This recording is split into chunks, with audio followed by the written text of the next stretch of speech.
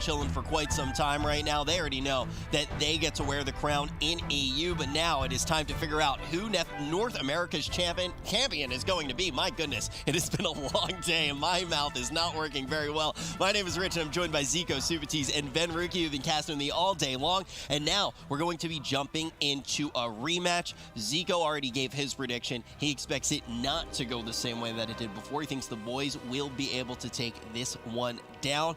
Let's break it down, though, for anyone who didn't actually get to see it. Why do you think it can change?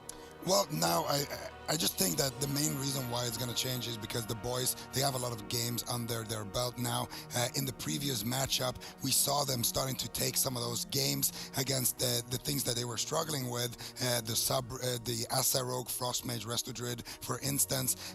In the start of the series, they lost to it, but later on in the series, they started snagging wins against it, and some of their losses were very, very close as well. They managed to beat Ellie Mage Druid on Tolvir against all odds. Things like that just makes me start to believe in what they can do here with this composition. And on the flip side, though, I think that we're gonna see a very interesting change from the Super Frogs. Super Frogs in the previous match picked Rogue Mage Druid in the blind, and now I think they're going to be picking that Ellie Mage Druid in that game number 1. Before we do get into that blind pick, I want to talk about what the road actually looked like for these teams, because it's pretty interesting. I mean, right now, we have the BlizzCon champions in chat. How you doing? I see in there, Chuck. Ultimately, Method Orange hasn't been able to make it here. The competition just so stiff, and we see not only the meta change, but all of the rosters essentially change as well, Ben. Yeah, these two teams are shaping up to be some of the strongest in the region. I think they will be able to give Method Orange and the Move a run for their money, and those two teams really were the powerhouses last year and last season. But Super Frogs and the boys, they haven't lost to any teams in the tournament except themselves, and now the boys looking for revenge after losing the last series 3-2 to the Super Frogs. Yeah, I mean, how different does this really look than what we expected? We always knew new season means a whole new host of teams, a whole new meta. But Sid, I feel like this time in particular, you talk about EU, the only team that's still standing is Method Black. Now we look at NA, just as many changes. Yeah, I mean, they're actually playing very similar compositions. I feel like the Super Frogs parallel Method Black in a lot of cases with their Elemental Shaman Mage and their Rogue Mage. And then the side of the boys in North America mirror Baba's boys in Europe as well with this Windwalker Death Knight setup, and they can also run the Elemental Shaman Warlock. So a lot comes down to the blind pick. We're seeing the parallels in terms of compositions. Typically, Europe and NA are very distinct metas where we normally only see Shamans, but I think with the power of Druids currently that North America has had to pick up Druids or be defeated. So they have picked up the same compositions, but moving into the end of this season, there's still 5 more cups. That's a lot of time for them to even diversify further. When we do finally get to the spring final LAN, I don't know what's going to happen. The fireworks are going to happen because it's not going to be the same. It's not going to be the same as it used to be. You're going to have to be able to play everything, or you are simply going to fall behind. We just saw in the chat too. Okay. First prediction correct. Well, I think Super Frogs, they definitely won this blind pick. I don't know what's going on with the boys. Like, I don't know if they just lost the mind game here. Maybe Thugonomics isn't around. Yeah, that's what I was going to say. I thought Super Frogs is going to be big in the Ellie Mage, and I wanted to see the boys throw a curveball and bring in Thug here and play maybe Windwalker, Destro Warlock. Destro Warlock, a fantastic pick against these casters. Yeah, I would have liked to see that as well, but maybe the boys, they feel like this is their best shot. The games were close, but it really did come down to late dampening games where eventually Smexon and Chun-Li could either take down Wealthy Man or Snouts into Giant all-in. Cubsy taking a little bit of damage, and it looks like this Windwalker DK wants to get a lot more aggressive than we saw in the last games. That's a lot of pressure Cubsy's having to deal with. Hibernate, sneaky Hibernate holding Cubsy in place. Well done by Gorecki. Hibernate did return to Druids in Battle for Azeroth, and you can cast it on a target that is shapeshifted or an animal. So Druids, you want to exploit that. Cubsy trinketed. Druids, Cubsy's still in trouble, and this is the Windwalker DK that you expect to see. Target the healer, run him down into the ground, and perhaps they can take even such a formidable Druid as Cubsy out.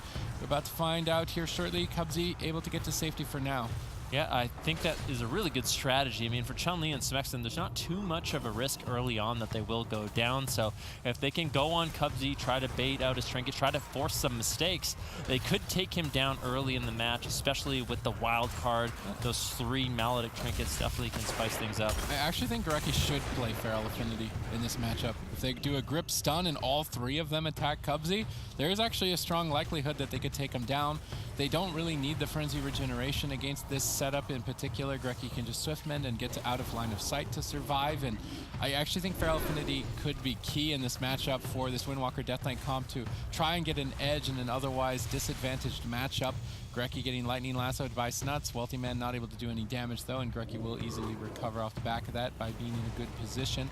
Smexton going after Wealthy Man with Chun-Li and looking for an opportunity maybe to go at Cubsy soon, but it's going to be quite difficult. Instead, gripping Wealthy Man back to the pillar and looking for a stun. So they went from all-out aggression to a more defensive strategy using Ursul's Vortex and Death Grip to pull one of the wizards into their clutches and try to tear him apart. Chun-Li has found Cubsy exposed because he had to overextend to heal Wealthy Man off the back of that Death Grip, and now they're able to attack Cubsy, and the boys have a very interesting strategy. It's very complex in terms of the target selection, and it could catch Cubsy off guard. Cubsy could be in a lot of trouble. Keep in mind, Chun-Li, he has his Touch of Death, he has his Touch of Karma, and he's opted to activate it. Cubsy immediately responds. He is not messing around. Iron Bark going to be pulled out. He doesn't have a trinket. If he gets caught in a stun with no Iron Bark, he could easily fall, but Cubsy easily realizing the situation, running away behind the pillar once again, and now this pressure on Cubsy is essentially lost. He does have his trinket. Barkskin's coming back up. Iron Bark's coming back up. It was a nice try, the boys, but they're going to have to do an all-out rush down once again with all their cooldowns. But they still have a window now on Wealthy Man. He doesn't have a trinket. Cubsy doesn't have his Iron Bark for about 20 seconds. If the boys can go out and force a stun onto Wealthy Man, they could potentially pull an Ice Block out, but they are losing that window pretty soon. Yeah, look at Wealthy Man. Look at Snuts. They're just midfield. They're playing defense for Cubsy. They do not want to let them. There it is. Once again, Wealthy Man does get gripped in. Can Cubsy respond? He does have the Iron Bark now. Like you said, it was a very short window. Unfortunately, not able to capitalize. And Cubsy, he didn't even have to use the Iron Bark, so still has that as a tool, a major defensive tool, as they retreat behind the pillar once again. And you can see Wealthy Man is going to be going to the right side of the pillar. Snuts on the left side of the pillar just to put out as maximum amount of damage as possible. With the Blizzard, with the Frozen Orb, becomes difficult for Gorecki, Smexton, and Chun-Li to sort of maneuver. They can try to get out some damage. This is what I was expecting. Death Grip, stun Wealthy Man. Cubsy pushes forward. Then Chun-Li rolls to center field and paralysis Cubsy for the team to catch up. But they are not able to do so. Cubsy is still too far away, and they are just going to stay pinned at the pillar. Both Blizzard and Earthquake back here is a great combination. It snares all 3 members up, and they could potentially be stunned inside of that Earthquake. So I'm not sure how much longer Gorecki's team can stay back here. Probably at least until into deep dampening. They can if they choose to. They try to Ring of Peace and catch Wealthy Man behind that pillar, but he's able to blink right through it, and that's a little unfortunate for Chun-Li. Now Wealthy Man and Snuts can get more aggressive. Frozen Orb back there. The entire team stacked, but these Resto Druid heal over time effects quite easily healing with this threat. Yep. Well, Wealthy Man used his trinket there now, so he won't have a trinket or his human racial for quite some time, so they might keep attacking him. I would like to see Chun-Li go all in again with Touch of Death and those triple Maledicts onto Cubsy again, because like you guys already mentioned, it's a low-risk move. Before dampening, you see Gorecki has all of his defensives. Everybody on the side of the boys have all their defensives, and now they really do have all of that damage. The problem is Cubsy is playing so far back that it's really, really hard for them to actually reach him, but I think that's the safest play. Try to ride the wind over there, maybe incapacitate Cubsy at some point when you have some pressure, and then try to catch him off guard. Yeah, Wealthy Man's going to be able to blink away from that grip, asphyxiate from Smexton. It's hit and run maneuvers from the boys, basically just gripping in, getting the stuns, trying to get some pressure out. It could be effective, but they're not committing offensive cooldowns. Like, we're not seeing the Touch of Death. We're not seeing images from Chun-Li. They're basically just little goes to make Super Frog sort of second-guess themselves from completely going to offensive. Snuts does get gripped into a full bash, and this is more like it. I actually like going after Snuts in these situations a lot more than Wealthy Man. It's more difficult for him to fully retreat. Wealthy Man, of course, just has a blink. After grip, it's going to be easy for him to use that blink to get away. For Snuts, not as easy, and I think Chun-Li and Smexton will have some more uptime. All right, once again, the boys are pinned at the pillar. They lost a narrow series 3-2 against the Super Frogs earlier today, and they do not want to throw it away. Another death grip attempt on Wealthy Man's life. Ring of Peace knocking him further out of line of sight. That's a nice move by Chun-Li. This could net them a big cooldown if Wealthy Man isn't careful. Ursul's Vortex combined together, not able to find the blink. Chun-Li really wants to get an ice block from Wealthy Man, but he's just not getting it. Perhaps this strategy, though, in deep dampening is an effective one. And if they can win the blind pick, it's very important for this series as both teams are so versatile in their compositions. What I want to see is whenever the grip combo, this combo right there has been used, I want to see Snuts try to pull forward and get a lightning lasso onto Gorecki. Wealthy Man, he's doing a good job now just shoving his orb on cooldown behind that pillar, using his blizzard to reset it as well. I want to see him keep doing that when they get a lightning lasso onto Gorecki, and that's really going to be a big win condition for them because that's how they dwindle down that mana bar. You can see Cubsy right now sitting down for a drink on the opposite side of the map. He's going to be able to keep doing that, whereas Gorecki is not going to be able to do that at all. Snuts caught into a stun right now. Chun-Li and Smexen looking for some damage. Keep in mind, we got 14% dampening now. It's going to become more and more unstable for both teams. This is the first match in the grand finals of the first North American Cup.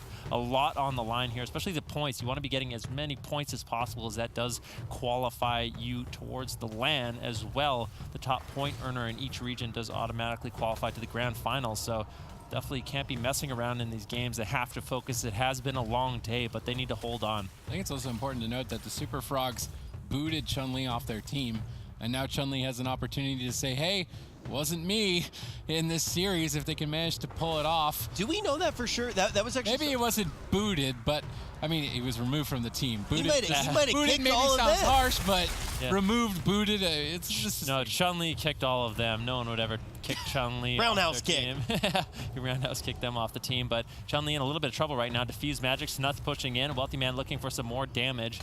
20% dampening. Chun-Li needs to reconvene with Gorecki and Smexen. Gorecki charging over.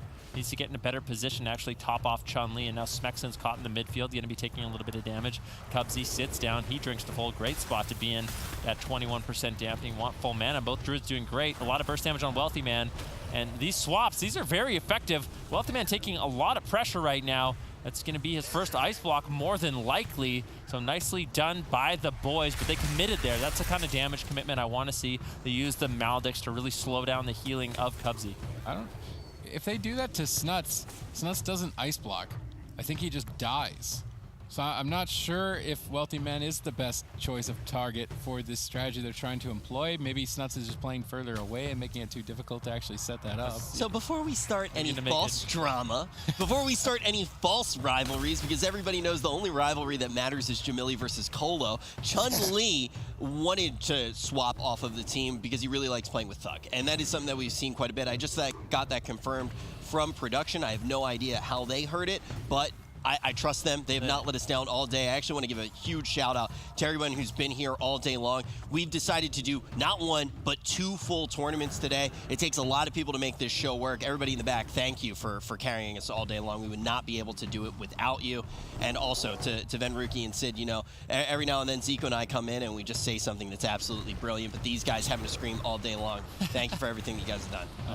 Thank you to everybody tuning in as well, watching all this action play out to see if their favorite teams can etch ahead and form a lead in the point standings to qualify to the spring finals. We will find out here shortly. These teams, when they went head-to-head before, were reaching excessively high levels of dampening, somewhere in the yards of 65%. So when that number at the top of your screen gets closer to 60, that is where things become incredibly dangerous between these teams, and it could go either way. This strategy that the boys are implementing by death gripping a target to the pillar, Ursul's Vortex, Ring of Peace, pinning them back there and taking them down has been quite effective so far, and with 60% dampening could net a kill. Here they engage once again.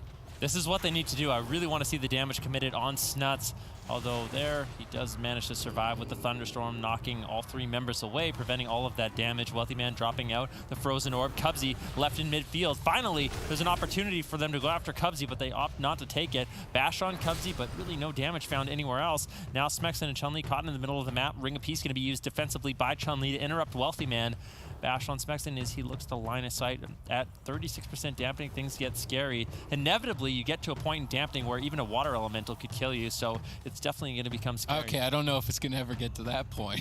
100% dampening. I mean, okay, all that damage does add up. I think we're getting to 100%. Wealthy Man getting grip back to the pillar, but that was their Maledict attempt, and they didn't get an ice block. They really have to get ice blocks with that, and the boys are starting to falter on this strategy, although defensively there's no real holes in their lineup, and Snuts and Wealthy Man need to be working harder here to get some pressure.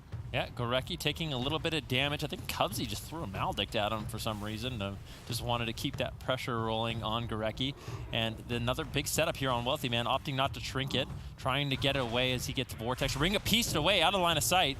Now a lot of pressure still coming, but Smexon and Chun-Li there not chasing. They do not want to overcommit.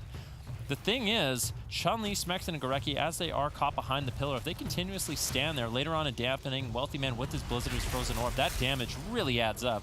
We're at 42% dampening at this point, and the blind pick is important. This match in particular could decide the rest of the series as we edge higher and higher in dampening. There's a lot on the line between these teams. Top-notch caliber, very versatile in terms of their diversity as well as their capability. I'm curious to see if the strategy that the boys are trying to implement works out for them, because if it doesn't, they're going to be so heavily disadvantaged for the rest of the series. I would like to see them just go all out, just Death Grip, Ursul's Vortex, Ring of Peace, and 3 Maledicts. Get a cooldown, wait, do it again. If they can manage to pull it off, I think they'll be able to do it. So far, that attempt right there was maybe a bait. They didn't commit too much damage. They just Death Gripped, maybe tried to make Snuts panic, but you're not going to make Snuts panic. No, I don't think so. Too much experience under his belt. I think he's competed at BlizzCon 4 different times, was a runner-up 3 different times, so definitely a lot of experience there. Snuts now being caught into a stun. Doesn't look like they want to commit too much damage. This is what you got to look out for. So when Chun-Li uses his Touch of Death, that's going to be the red button under his nameplate. That is the moment where you can tell the boys they are trying to close out the game. Before then, it's all kind of just fake damage, trying to bait out cooldowns. Gorecki taking quite a bit of burst though. Barkskin and Ironbark forced out. Nicely done. I think Cubsy actually, did he push in for a bash there? A very aggressive bash. Get that again. The Comet Storm, Ice Nova, Frozen Orb, Blizzard ends up being significant damage if they can keep those setups up. Well, you're saying dampening is getting closer and closer to 100%, and the water elemental will kill you at that point. And you can already tell Gorecki just can't even get his team back over 80% health, and it's only going to get worse and worse as they get whittled down. Snuts gets gripped in for another attempt, but it's just so sloppy. There's no follow-up. He just walks it off, and this is looking grim for the boys. Gorecki's just taking too much damage. Snuts shares some of it on Smexon as well. Now Chun-Li is also low. The cooldowns are starting to run thin, and we're getting to that 60% dampening mark. I think 65%, and it's almost guaranteed that the boys fall over. If not, maybe right now, the entire team in trouble. Ring of Frosty, 3 members. Nice Thunderstorm. I think Snuts is actually playing Traveling Storms. That's a talent that allows him to use Thunderstorm on his teammates instead of just on himself. So when Wealthy Man gets that Death Grip back there, he can actually use Thunderstorm to punt the entire team into the open, and that could be the play that Snuts needs to make to end this game. Look at how much fun Wealthy Man and Snuts are having, just PVing down Chun-Li, Smexon, and Gorecki. They're all just caught behind the pillar. Blizzard, Frozen Orb, really fun buttons to press at this point in the game. You can see Wealthy Man, he gets gripped in, caught into the stun. A lot of significant damage on him. Cubsy has to trade out the Thorns and the Ironbark, really making them think twice about pushing in. And you see Wealthy Man, he has both of his ice blocks. Snuts has his Astral Shift. Everyone is rotting down from the boys. We're at 60% dampening. The highest we saw between these two teams before was 65%. And I think with the way that the boys are playing, it's likely we get there again. But there's a Touch of Death coming in from Chun-Li. He's trying to make something happen onto Wealthy Man as they push in to get aggressive. They realize the time has come. They cannot last much longer. They do get the ice block. One more available for Wealthy Man, but he has to hold on for 30 seconds until that hypothermia fades. At this point, the boys may have an opportunity, and we may break a record. See if they can do either of those achievements. Earthquake's down, Frozen Orb as well. This is the move they're making towards Snuts. Cubsy activates Thorns. Do they attack into Thorns? I guess they do. It's going to be a race here to see who takes the most damage as dampening is hitting critical mass. That's 65%. seems to be a magic number against Restoration Druids that just becomes so overwhelming. Smexen gets stunned up. How is Gurecki going to respond? That anti-magic zone keeping Smexen going. Weldyman still has an ice block to deny a kill. Mana is even on both fronts. I think at this point it's unlikely that either team goes completely back to full health unless this situation occurs where they both decide to just try and recover, and we are about to break records on this dampening. Cubsy actually looking for a drink. This is an opportunity for Smexen and Chun-Li to get really aggressive. It's going to be difficult for Cubsy to recover his HP. Just kidding, Wealthy Man blinks away, and Resto Druid healing so strong. Even at 68% dampening, Wealthy Man still relatively stable. Smexen behind the pillar with Chun-Li. They do have a lot of the defensive still. Smexen with the anti-magic zone, or anti-magic shell, sorry, and Chun-Li with the touch of karma. Should be able to keep him alive. Gurecki, is he sneaking out for a drink? No, he pushed in, trying to get some crowd control on Cubsy, as Wealthy Man does get gripped in. Thorns, you can see Wealthy Man just spamming out the Nova, spamming out his Nova, Pet Nova, Ice Nova to keep everyone locked in place, and eventually we are at 71% dampening, which is the highest we have seen in quite some time. I think the last time we saw this was Zalzek's Veiled Eye. They need to all in here for sure. They have to chase him now and try to kill him. I don't know if they've got enough left to do it. Smexen's just trying to run away and ultimately gets crunched, and the strategy they tried to implement didn't work out. But they did break a record, 73% dampening. Chun-Li is still going to play it out. He's got all of his cooldowns active, but Snuts is just on the run, and Cubsy should be able to pick him up here with relative ease as Chun-Li's peeled away. This is why I like to see Gurecki playing feral. He could die. 75% dampening. Anything could happen, really. Snuts just trying to kite away, knocks him away. Chun-Li doesn't have too much mobility left. It could have been a little bit scary. I mean, there's two Maldicks. There's 76% dampening. That's the thing. When you do see two Maldicks, all of a sudden the win condition is actually present there. But ultimately, the Super Frog's going to be able to hop away with this one. It takes a little bit of time, a little bit longer than we thought. A little bit. A little long. But ultimately here, we can see that this is going to be a very close series. This first game, we said it was very important. It is going to set up for the rest of the series because we expect this to be one where that compositional, that pick advantage is going to be very key. So Zico, how telling is this? I don't think it's telling too much. It feels like the boys were trying out a new strategy here. I think they realized it's not going to work, and they're going to default back to a similar playstyle that we saw in the upper bracket semis earlier. And I think that the boys probably are going to be playing against a Rogue Mage Druid now, because it seems to me like the Super Frogs like to pick Rogue Mage Druid when they are blind, and they like to pick the Mage Ellie when they know what they are up against. So I think we're going to see that now.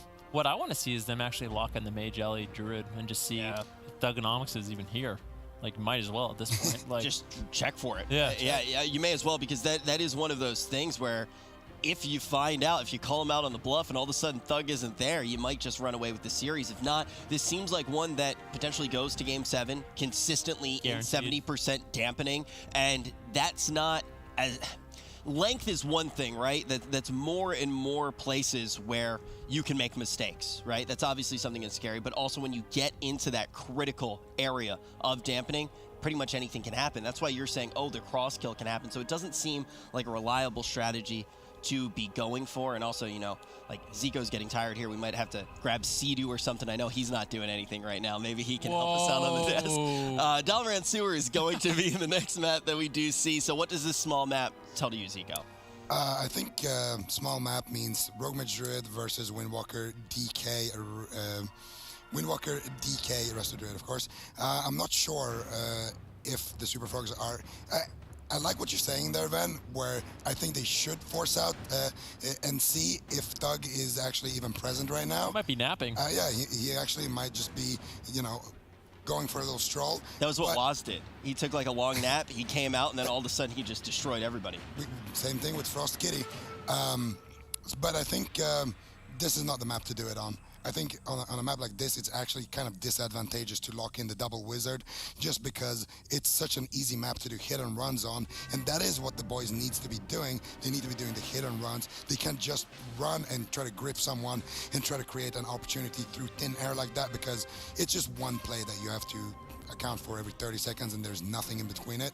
That's never going to work, especially against an inexperienced roster like the Super Frogs. However, if they actually grip somebody in, get him low, and then they chase him relentlessly until they actually get that big cooldown, I think something like that would be a lot better for them. And we are going to be seeing the Roman Druid versus the Windwalker DK Druid. How do you like this coming in, Sid? I mean, it's obvious the boys wanted to set it up with Dalaran Sewers, and they're getting exactly what they want. However, the Super Frogs, I think, can win in this specific matchup, but the boys have set themselves up well, and this is what Zico is predicting. It's going to keep bouncing back, and Mugumbala Game 7. Prophet Zico over here, he needs a new in-game title. Hasn't been wrong yet today. He hasn't been wrong yet today, and there have been plenty of predictions. So very much on point. Super Tees, you have not made quite so many predictions. Do you just agree with Zico's? I predicted an Affliction Warlock. You don't want my Yeah, right. That was, I actually, the more we talked about it during break, I actually do think that was a kind of heads-up call. I do think that it could have worked there. I didn't take everything into account. I think Sid was very smart in that one. But let's talk about how Dalaran Sewers most likely will play out. A smaller map, we know the comps. Yeah, it is a small map, and we like to call Dalaran Sewers Windwalker Death Knight Paradise because it's really easy to push in and overwhelm your opponents. There's not that much distance for them to run away. And if you need to, there's always a box nearby that you can get to line of sight and sort of reset. And if people push into you, it's great for you because all of a sudden they're in melee range and you can really do significant damage. So I did just get confirmation from production. They're just like calling us out on everything now. Thugonomics is walking around on the TR. Yeah. So he's awake. I don't know. He's awake. He's at least walking around. He's going for a stroll in game. The in-game stroll, just doing laps. I think we're all familiar with that, at least in between queues. I actually want to call out the boys here, kind of hard actually. There's no reason why these guys are playing Horde. There's actually not a single good thing that comes of it. Chun-Li is playing a Blood Elf Monk with a Trinket. He's going to be sitting way less crowd control if he was he playing human. Blood Elf? He was playing Orc. Was he playing Orc? Yeah. Orc. Either way, he's playing Orc Trinket. He could be playing Human Relentless, sit 20% less Nova, sit 20% less everything, polymorphs, all that CC. We could have Smexin on a Gnome Death Knight. Gnome for both. Oh. Gnome is king against Frost Mage. Smexin's main concern in this matchup is those Frost Novas. He would have a 1 minute cooldown off a global cooldown ability that he can remove that with. And Goreki, of course, could be playing Feral Affinity and getting all of those extra offensive goes as well as those Shadow Meld drinks. It makes no sense why these guys are playing Horde. It's just sloppy, honestly. The faction choice definitely doesn't make any sense for the boys. They could be getting a significant advantage if they were playing Alliance in this specific situation. And I'm not an Alliance fanboy at all. I'm more for the Horde. But in this case, it would be the strategical decision to make. And perhaps they don't have those characters made and prepared, which would be a blunder. They're throwing away a huge advantage by not having them. Yeah, Snut's taking some damage early on as they try to commit some damage on a Goreki, but they managed to deflect quite easily. Snut's still just going to be sitting on Goreki. That's normally what we see from the Super Frogs with the Rogue Mage Druid. Cubsy and Wealthy Man really focus on crowd control. Crowd controlling Smexin and Chun-Li, while Snuts sits on Goreki as much as possible, trying to tax his cooldowns for some mistakes. And if Wealthy Man can get there for burst, they can definitely take advantage of it. So one interesting thing that's happened already is that Snuts has blinded up Chun-Li, and that kind of is telling of what Super Frog's strategy is, but right now it might be an ice block. Definitely could be. Temporal Shield's going to be activated by Wealthy Man. He gets topped off with that Kitty Shot and Frozen Orb committed on Goreki. Just doesn't seem like there's that much damage. Full Ray of Frost, as well as one Maledict coming in from Cubsy on a Goreki, but he's out of line of sight, and this is just typical what we see. Goreki takes a little bit of burst, then he gets out of line of sight with Snuts, and Snuts just doesn't have the damage to really pressure him too much. Goreki's just not overextending, making sure he has all his cooldowns, not overreacting, and just playing this little 1v1 quite well. Yeah, at this moment in time, both of the teams are evenly matched, and I'm curious to see if Deep and Dampening Super Frogs can pull off a win. At that point, they're just kind of flexing and could likely walk away with the rest of the series. Although the boys, you can't count them out, but they've been playing a very fatiguing day of matches, and they must be exhausted at this point. And because of that, they're going to be more likely to make mistakes. Super Frogs have just been casually chilling in the finals, waiting for the boys to return, and are going to be more fresh in that sense. I just feel like Super Frog's ride and die on Wealthy Man's performance. If he doesn't make too many mistakes in his kiting, in how he plays this matchup, then I think that the boys actually, the Super Frogs have a pretty good win condition here. And as I say that, another big setup here onto Wealthy Man. He's gonna have the Iron Bark, so he should be fine for now. So the strategy I was talking about earlier is that I think Snuts and Wealthy Man are actually just trying to play the long game here, and they are trying to just win on mana, essentially, against the boys here by just blinding defensively, by just playing a little bit more defensive and keeping Gorecki out of possibilities to drink by having Snuts sitting on him like this. Kidney shot on Gorecki, still same strategy going to be implemented. And like you said, it is a good strategy. Later on, when dampening does come in, Smexen becomes a really great target for them, but Gorecki actually caught midfield in a DR bash. The safeguard does proc. There's a Maledict. Iron Bark has to be used by Gorecki. He gets cloned on the Iron Bark. That's beautiful. Ring of Peace also committed by Chun-Li. If Snuts can get a re-stealth here, it's going to be glorious for their team. Does get the re-stealth. Actually, Cloak of Shadows out of that Chains of Ice. All over Gorecki. Manages to find the Garrote. Manages to find the Silence. Gorecki's still low. Then do a full kidney shot. Smoke Bomb. He has to drink it out. Trying to get into the AMZ, but it's misplaced by Smexen in the waterfall, unfortunately. Wow. But still, Gorecki manages to survive. Styles away. Leaps away behind the pillar. And Snuts, unfortunately, won't be able to reconnect for quite some time. I think it's important to note also that these players are playing on a tournament realm, which means they have immediate access to all gear, Azerite, talents, and characters. Any class, race combination they want to make, they can make. And if you're interested in signing up to play in the tournaments, you will also get access to the tournament realm. So it's definitely a bonus to look out for if you're interested in competing in these events. If you've ever wanted to try any combinations out, you can in these tournaments. Gorecki on the here, Snuts overextends, gets bursted down, evasion, blocking all the incoming attacks, though, and likely allowing him to survive. Gorecki with an established mana lead. The map selection in favor of the boys, and they are marching forward. Yep, they definitely are. Slowly but surely, still consistently doing damage on the Wealthy Man. Nice little incapacitate on Cubsy. Wealthy Man getting a little bit lower. Could be Ice Block. The Safeguard does proc. He's getting low. Doesn't want to not use that Ice Block. Trust me, I know the feels. Only has one left. There's a blind onto Gorecki. Smexen getting a little bit low, but I feel like with the anti-magic shell, he should be fine. Death Strike still going to be super effective outside of dampening. AMS charging towards Wealthy Man, continuing the assault. Yep, and as we have just entered dampening, healing will be reduced further and further, and it seems to me that the magic number to look at the top of your screen is 60% between these two teams. That is when things absolutely go bonkers. Maybe a little bit before that point in this specific matchup, and Smexen is totally a liability at that point in the game. Even though they want this composition matchup, he is an easy target to take down with healing reduction on his Death Strike ability. Currently crowd control initiated by the Super Frogs as they target Smexen. I think they should still be spending this time on Chun-Li, at least before deeper stages in dampening, to try and throw Gorecki off guard, but perhaps I'm incorrect in saying that. Smexen cycloned at low health, denying some incoming healing, and now trying to pause it out long enough to find pressure, but really not finding it, and Smexen will restabilize. Cubsy caught into the Cyclone. He actually had it stolen, I believe, or maybe Gorecki ended up finding one into asphyxiate stun, but really not too much pressure right now.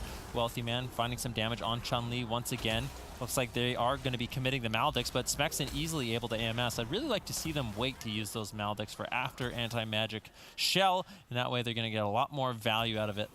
All right, let's see what they can get done here. Dampening mounting up. Gorecki trying to go for a drink, which allows him to regenerate mana for a late game play, but not able to. Stood up immediately. Double stun combo initiated by the boys as Snuts and Wealthy Man take the brunt of that assault. They managed to make it out alive. Smexen now getting reversed on. Ray of Frost being fully channeled, and that's a ton of damage for Smexen to sit through. They're trying desperately to fish for cooldowns before dampening ramps up, and then when it has, they won't have the cooldowns to stay alive. So it's all about taking one big swing, pulling away, surviving for a couple of seconds, then going in for another to knock your opponent out. If Super Frogs can win this, they've etched themselves a huge lead and likely the entire series and the entire tournament, but Wealthy Man's in trouble. The boys are jumping right on top of him. Maledict absorbing a lot of incoming healing, and Ice Block has been forced. finally some pressure. 3 Maledicts back to back to back is what are forcing these ice blocks from Wealthy Man. But unfortunately for Wealthy Man, the next time they have 3 Maledicts, he will not have an ice block available. Cold Snap still on the 3-minute timer. So I think if the boys play it right, they have all their damage ready to go.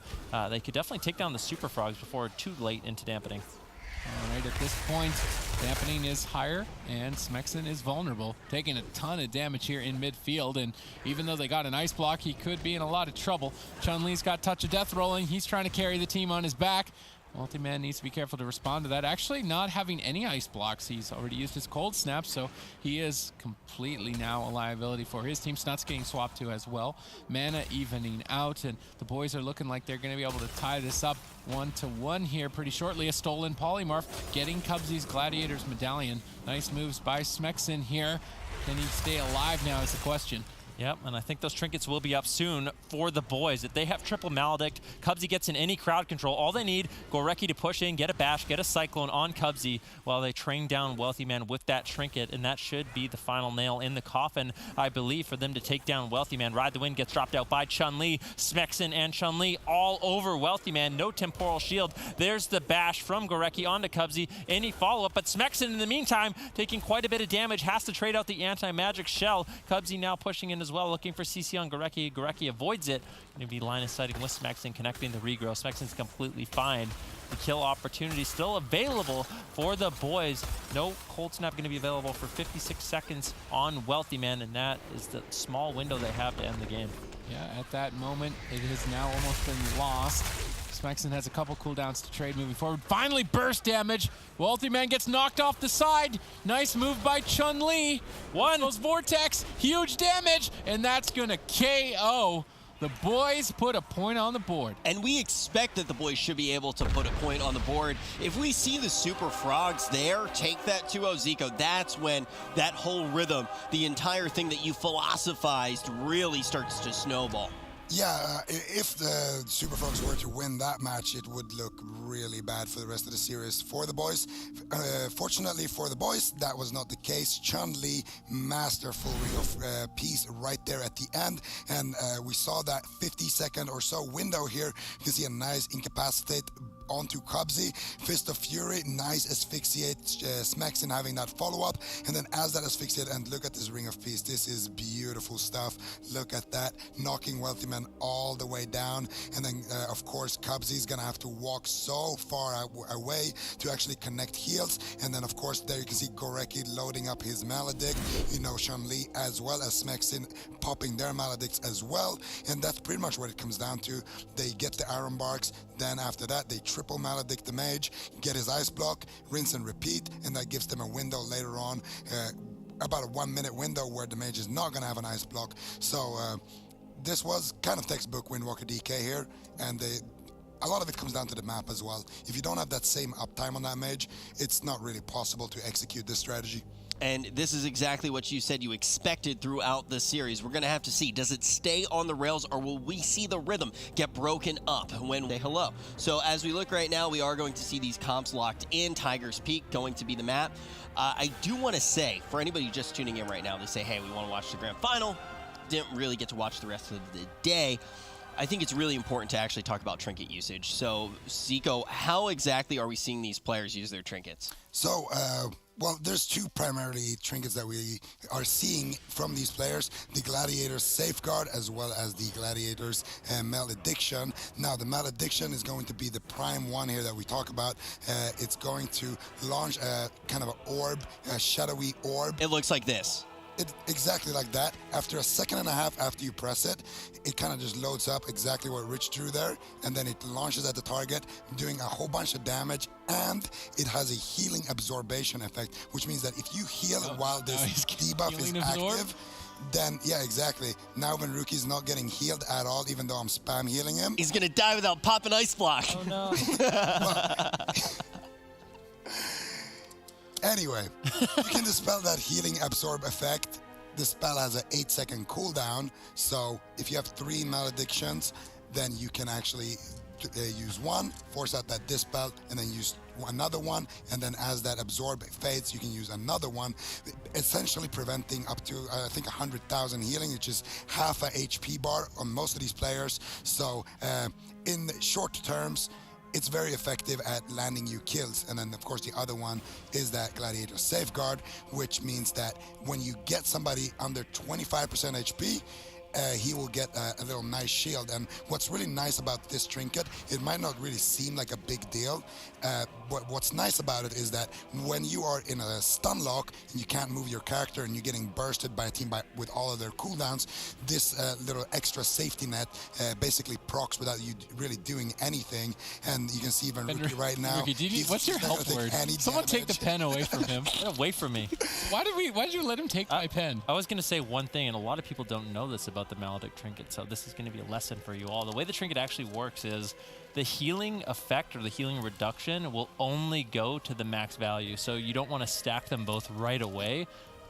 You just want to use one Maledict, have it be dispelled, and then you want to use a Maledict, get a little bit of that healing reduction, and then use the second one before they can get topped off or break the absorb. Everyone already knew that. No, they didn't. A lot of people think you can just stack both of them to get double the value on the healing absorb. Actually, we saw that in the previous series. We saw Storm stacking them and then directly just going, okay, I'll just dispel 2 of them now. Thank you. Yeah. So there's actually even people competing who don't know about that. Thank you very much, Ben Rookie. That's no why problem. you are the champion. Oh, thank you very much. And Rich talking smack, acting like he knew that. He doesn't even know what the trinket does. What was it called again?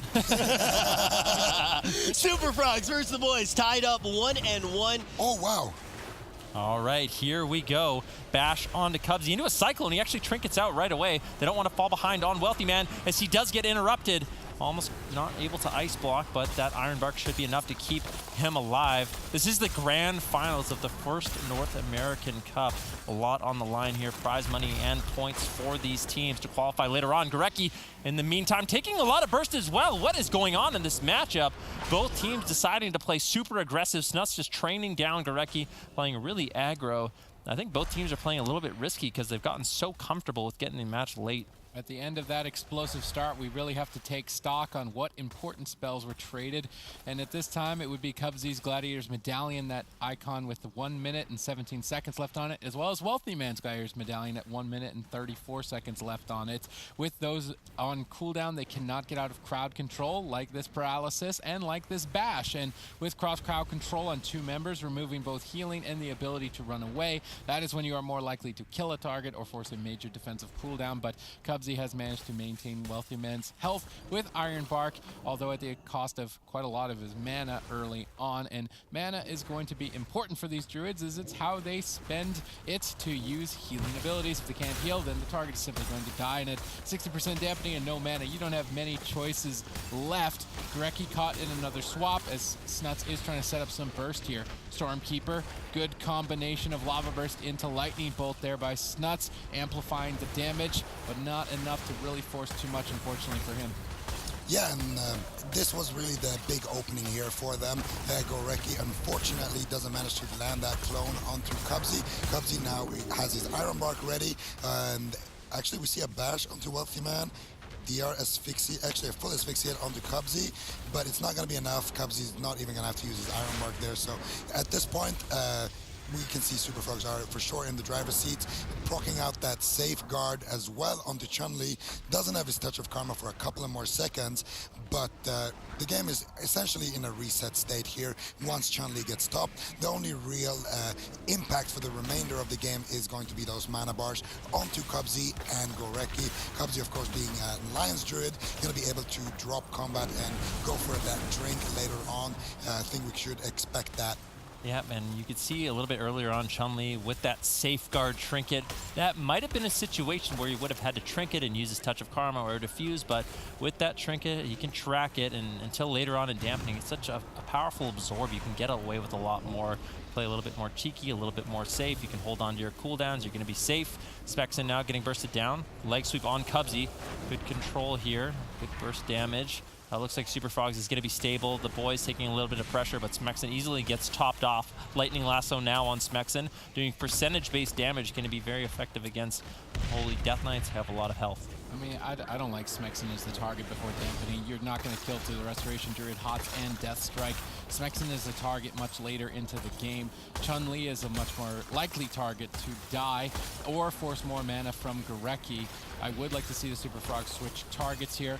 Cubsy sneaks away and manages to get in stealth, trying to drink and regenerate mana for that late game play, which is expected in this matchup between such evenly matched teams of this caliber.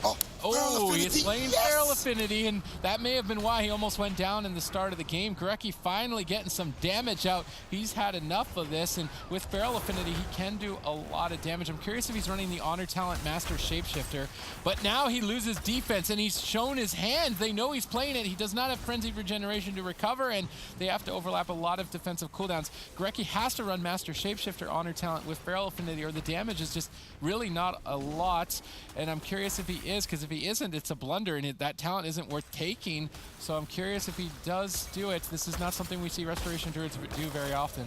It is a significant amount of damage, but this is super risky in my opinion. Gorecki, when he charges in, now he's eating the Frozen Orb, gets caught in the Lightning Lasso, and these type of maneuvers and dampening, he's just dead. So I'm not really going to get too much value there. I feel like the boys, what they're doing with this Feral Affinity is they're trying to close out the game early. The late game strategy is no longer to their advantage, especially Gorecki wants to get in deep. Well, I just want to see what Gorecki did right there. I don't want to see him going immediately after Cubsy like that, leaving Snuts free to get that big Lightning Lasso off. I want to see him just stun up Snuts, stun up Wealthy Man consistently, and then allow maybe Smexen asphyxiate Cubsy, and that way he will not put himself at risk the same way like he's doing right here, and instead he will just slowly add a little bit of extra pressure. It's a very low risk maneuver that way. So Master Shapeshifter is a new honor talent for Druids, and it increases the damage you deal in cat form by 25%. So you want to take that in conjunction with Feral Affinity, and Gorecki is not currently running that. So he's losing 25% damage. He should not even spend any time attacking. Merely re-stealthy and stunning is the only advantage he can gain, and he is now doing that, stunning up Wealthy Man. In the early game, it does open up maybe some opportunities. I mean, look at Cubsy's mana. It's not looking too good. I actually think Feral Affinity is the move, but Master Shapeshifter needs to be taken in conjunction, and Gorecki has to take risks like this when he's so disadvantaged in the matchup. Oh, and Cubsy actually wants to go and drink. As long as the boys keep stopping Cubsy here, this could be a very, very big game for them.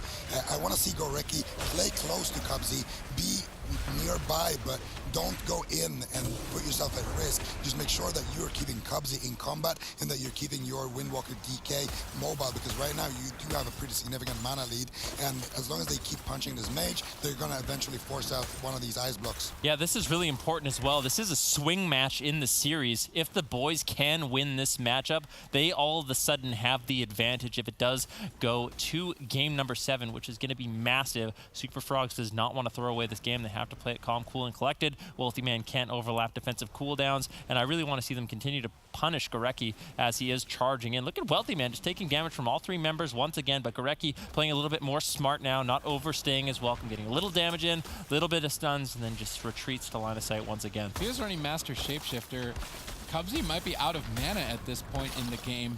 If you're going to go Feral Affinity, you go all the way Feral Affinity. Perhaps just drop Cyclone. I don't even think the crowd control is necessary. The main strategy could just be to run Cubsy out of mana with the increased and added damage that he could bring to the table, and it may be something that he tries later on, but he'll already be behind in the series. If it ends up working out, then the Super Frogs may need a different answer for this threat.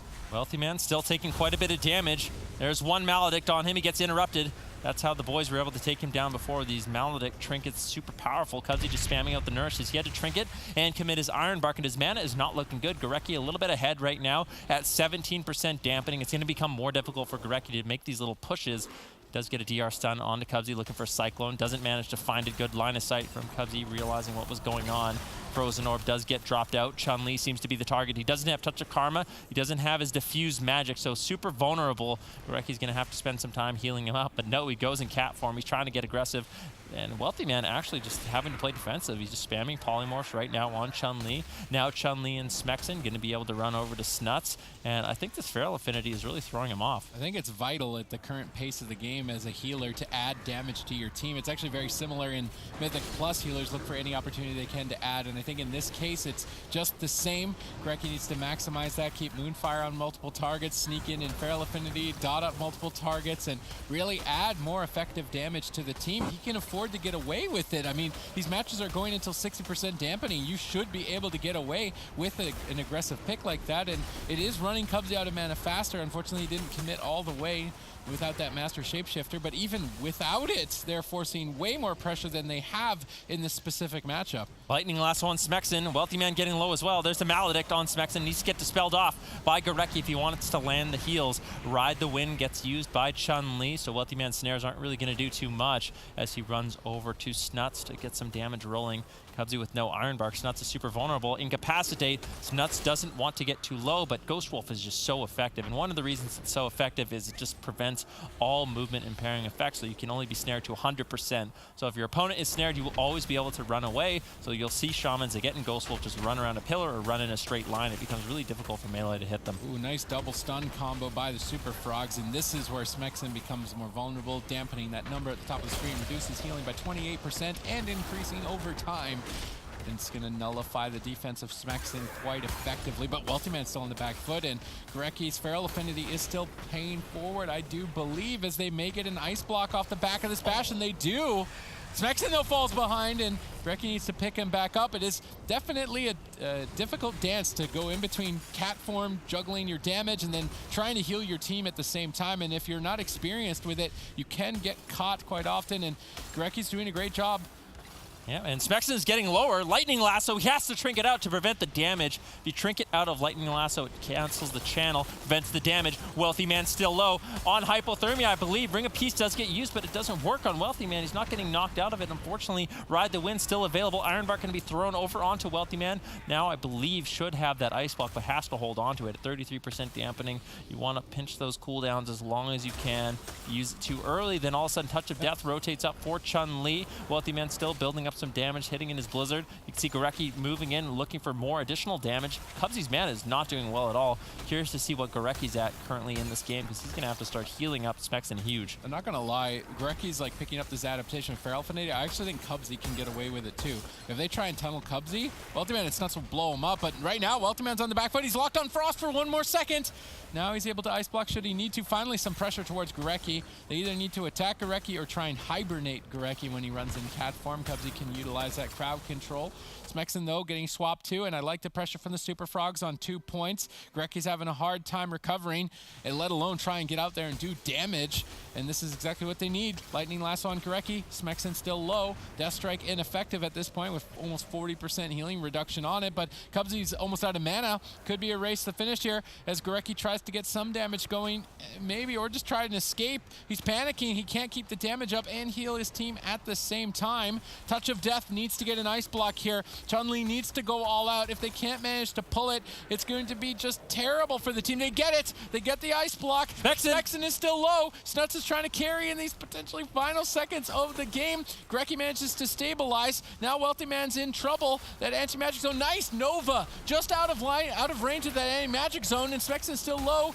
Gorecki's almost completely tapped on mana, but he's got Innervate. Smexen, is he going to be able to stay alive? This new talent pick might pay off. Wealthy Man's in trouble. Can they overcome the disadvantage is the question here at 43% dampening. Gorecki's just got nothing left, so he's going to jump in and do some damage to try and close this game out as they race to the finish. This match is likely to close here very, very soon, and Gorecki has managed to pull it off. Unbelievable. Putting a point on the board and taking the lead. Gorecki comes in with that Feral Affinity and tries to show that he's not kidding around, and that is going to result in a victory for the boys. Zico, at the end, it gets a little bit hairy, but ultimately that pressure, that additional pressure, ends up being a winning recipe. Well, it wasn't perfectly executed, and he didn't have Master Shapeshifter either, but still, this is the general idea. Both Druids are playing way too passive. If we compare it to Snowbears, if we compare it to Chaz over in Europe, these guys were never running Bear for Affinity, and honestly, Europe has always had some great Druids. I don't think it's wrong by any means to try out one of their strategies and see how it works out for you. There was so many times, though, before this where Gorecki could have gotten big, juicy, ferocious bites onto Wealthy Man and even forced out more cooldowns before this, and The other main thing is as well, there's two small errors that I want to see get fixed for this next game. I want to see Gorecki be the one who stops the drinks, not Chun-Li. Every time Chun-Li goes away to stop those drinks, it's very hard for him to get back on the target, and a lot of that pressure resets while he's running back and forth between the healer and the mage. I want to see Gorecki be a little bit more on top of Cubsy, not in the sense that I want him to go in and spam stun him, but I want to see him maybe moonfire him just to keep him in combat every now and then. And then also, the other thing is, I want to see them just pressure a Wealthy Man when Cubsy is going for those drinks and force Cubsy to stop drinking with their damage rather than keeping him in combat once dampening actually gets into the game. And to bounce off of that, Venruki, something that you said at the very beginning of that matchup, you look at this game and you say, okay, this is the swing matchup. So it's so important to see a change like this come out. Yeah, there's no question about it. And this actually puts them in a really good spot because I don't think that was a lucky win. That was actually relatively convincing with the Feral Affinity, the additional damage. Gorecki, I think he's just getting warmed up. I think in the next game, or at least later on in that game, he's been doing a lot better. I think I've seen Wealthy Man play the other specs just yet. I do hope that we can keep an eye on the Master Shapeshifter pick, though, because it's 25% damage. Gorecki was missing 25% damage that entire game. And Feral Affinity isn't something that you normally pick, especially in a competitive format. Maybe something you have fun on the ladder, but you have to combine Master Shapeshifter with that. He could have closed the game maybe even 3 minutes faster with an extra 25% damage. I completely agree with you, Sid. I think he should have for sure played it and maybe dropped Cyclone like you said. At the end of the day, it comes down to having as much damage as possible on that squishy mage. That's going to force Cubsy to stop drinking by itself. That's going to give you a lot of win conditions in that regard. What I'm curious to see is if Super Frogs loses this map, I don't think they're even going to play the Mage Ellie anymore. I think they're just going to RMD it all the way through, because if the boys play into an RMD, then I really don't see Gorecki playing that Feral Affinity anymore. And all of a sudden, we can see something more standard to what we saw in the first series when these two teams met in the upper portion of the bracket, where we saw a lot of attempts onto Gorecki with that Rogue Mage, similarly to what we saw in Dalaran earlier as well. Okay, so we hear a lot of changes that could come out here. A lot of you saying you want to see Feral Affinity. Ultimately, we're not going to see the Arcane Mage. This is one of the first times, though, that we do kind of hear the two mages that we do have on the desk saying Arcane does seem like a strong pick because you can move into that late game. You can try to get that damage. Does that, though, maybe tell you that Cubsy may be going the Feral route as well, the Feral Affinity route? Potentially. I'm not sure. Maybe he's not as confident in it, just like I'm not that confident in it. I feel like if I was playing Windwalker Death Knight, I'd be pretty happy. But I guess what they're saying is playing it relatively safe. It could definitely work out for them, and maybe they do need the extra damage because these games are going really late. And like Sid said, I think both of these Druids can afford to play a little bit more aggressive. The boys going to try to take another one here. If they do, the Super Frogs are going to need to think on their feet. This is a rematch. Last time, the boys did not have the best results, but now they are on fire. Gorecki, using that Feral Affinity, has found new life for his team. Will they be able to get themselves on match point in this best of 7? Are the Super Frogs going to be able to tie this one back up? Gorecki adapting to the meta, changing up his talents to a specialization that you normally can't get away with, but in this current pacing, you definitely can and should take advantage of it, and it's been able to overcome the disadvantages that they had compositionally. So great experimentation by Gorecki. This isn't something you usually want to do in the grand final, but because he is experimenting and trying new things, he was able to find victory for his team, put them in the lead, and give them potentially confidence to win the entire thing. Yeah, Gorecki charges in, gets the bash on. Wealthy Man still looking for damage, but Snuts looks like he wants to pressure down Gorecki a lot more. And this is what I want to see. When Gorecki charges in like this, I want to see Cubsy move in and get the counter bash. I think that's really important for the counter pressure on Gorecki, and if he consistently does that, I think Gorecki's going to have a much more difficult time pushing in for these goes. So Gorecki has to juggle healing his team, making sure nobody dies, going into cat farm and attacking and maximizing his damage, while still not dying himself on the most difficult map. He is definitely the most taxed player in this game, but if he can pull it off effectively, he can carry the team to victory, put themselves on match point, and potentially take the whole thing. Yeah, and I think Gorky is playing Master Shapeshifter in this game, as well as that Feral Affinity. And the main thing that he has to be doing here is, of course, duck when Snuts is chasing him around like this, top himself, and then when he has that Bard skin available and his whole team is topped, he should look for that re-stealth as he is doing right now, and then he should stun up Snuts right there, maybe go for a Cyclone if he feels like he could. Otherwise, that's enough. He can just stun up Snuts, and then eventually when he finds an opportunity, when his team has a lot of pressure, he can go in like here, get another stun onto Wealthy Man, apply a little bit of damage, maybe get a few combo points, and it just slowly wither down the defenses. He has to play a very careful game though, because like you guys already mentioned, if he gets caught out in that open with a counter bash from Cubsy and a lightning lasso from Snuts, it could be big trouble. I will say, if you're a Druid watching at home, Feral Affinity is actually a lot of fun. Just make sure you combine it with the Honor Talent Master Shapeshifter and keep your eye on Gorecki, because he is doing a masterful job showcasing it. Even this may be his first time, and it's not easy to do, bouncing between aggression, defense, and keeping the team alive at the same time, especially in the Grand Finals against one of the best teams in the world. He's going up against Snuts, and he's doing it perfectly at this point. See if he can keep it up. Look at Cubsy's mana already. Yeah, that's one of the things about Gorecki, though, is he's one of those players, he started out as a DPS, kind of picked up healer because he needed to do it, but we've seen him in the past on his teams play Feral Druid, and I mean, that's good practice for Master Shapeshifter and the Feral Affinity, no doubt about it. Gorecki moving in, Lightning Lasso does get used, Wealthy Man still taking quite a bit of damage. Gorecki gets out of cat form, trying to get some heals, a lot of bursts. They're trying to punish Gorecki, force him away. Double Maledict does get used, Barkskin, Ironbark, everything. Gorecki doesn't care, he's getting right back into the fight, trying to continue the damage on Wealthy Man. Yeah, he's looking for an ice block, but he's got to be careful. Snuts is looking to slap Gorecki away at any moment when he's out in the middle of the map, and close call like that and dampening is a kill. So Gorecki's got to keep up the momentum before it gets to that point without going down himself. I'm curious as to the racials here on the side of Super Frogs. A Troll Druid, not able to take advantage of the Shadow Meld. I guess the Dwarf isn't that valuable to the team of the Super Frogs. Gorecki jumping in again, stunning up Wealthy Man, adding a lot of damage to this and getting an ice block. Gorecki is hard carrying right now. And that's exactly what we were talking about in the pregame. When Cubsy goes for those drinks, don't always try to stop him. Sometimes just get that pressure out onto Wealthy Man and try to force him to stop drinking with that damage. Gorecki again gonna be looking for a re-stealth, potential opener. Snuts has to get kicked on that Lightning Lasso though when he goes in, otherwise it's very scary, and he also gets a drink there. And another big win for them is that Snuts is constantly chasing Gorecki, trying to stop him from getting these re-stealths, which is by itself reducing the damage Chun-Li and Smexen are taking and allowing them to just frankly have a field day here with Wealthy Man. Gorecki honestly doing such a great job in this game, really just carrying the team. Specs and Chun-Li obviously doing a great job as well, but Super Frogs, they're just having such a difficult time getting pressure. Wealthy Man getting lower once again, all three members pushing in. Gorecki overstaying his welcome a little bit, has to run out of line of sight, but Wealthy Man still uses this trinket, could be forced into the second ice block. Cubsy does top him off, but Specs and Chun-Li all over him.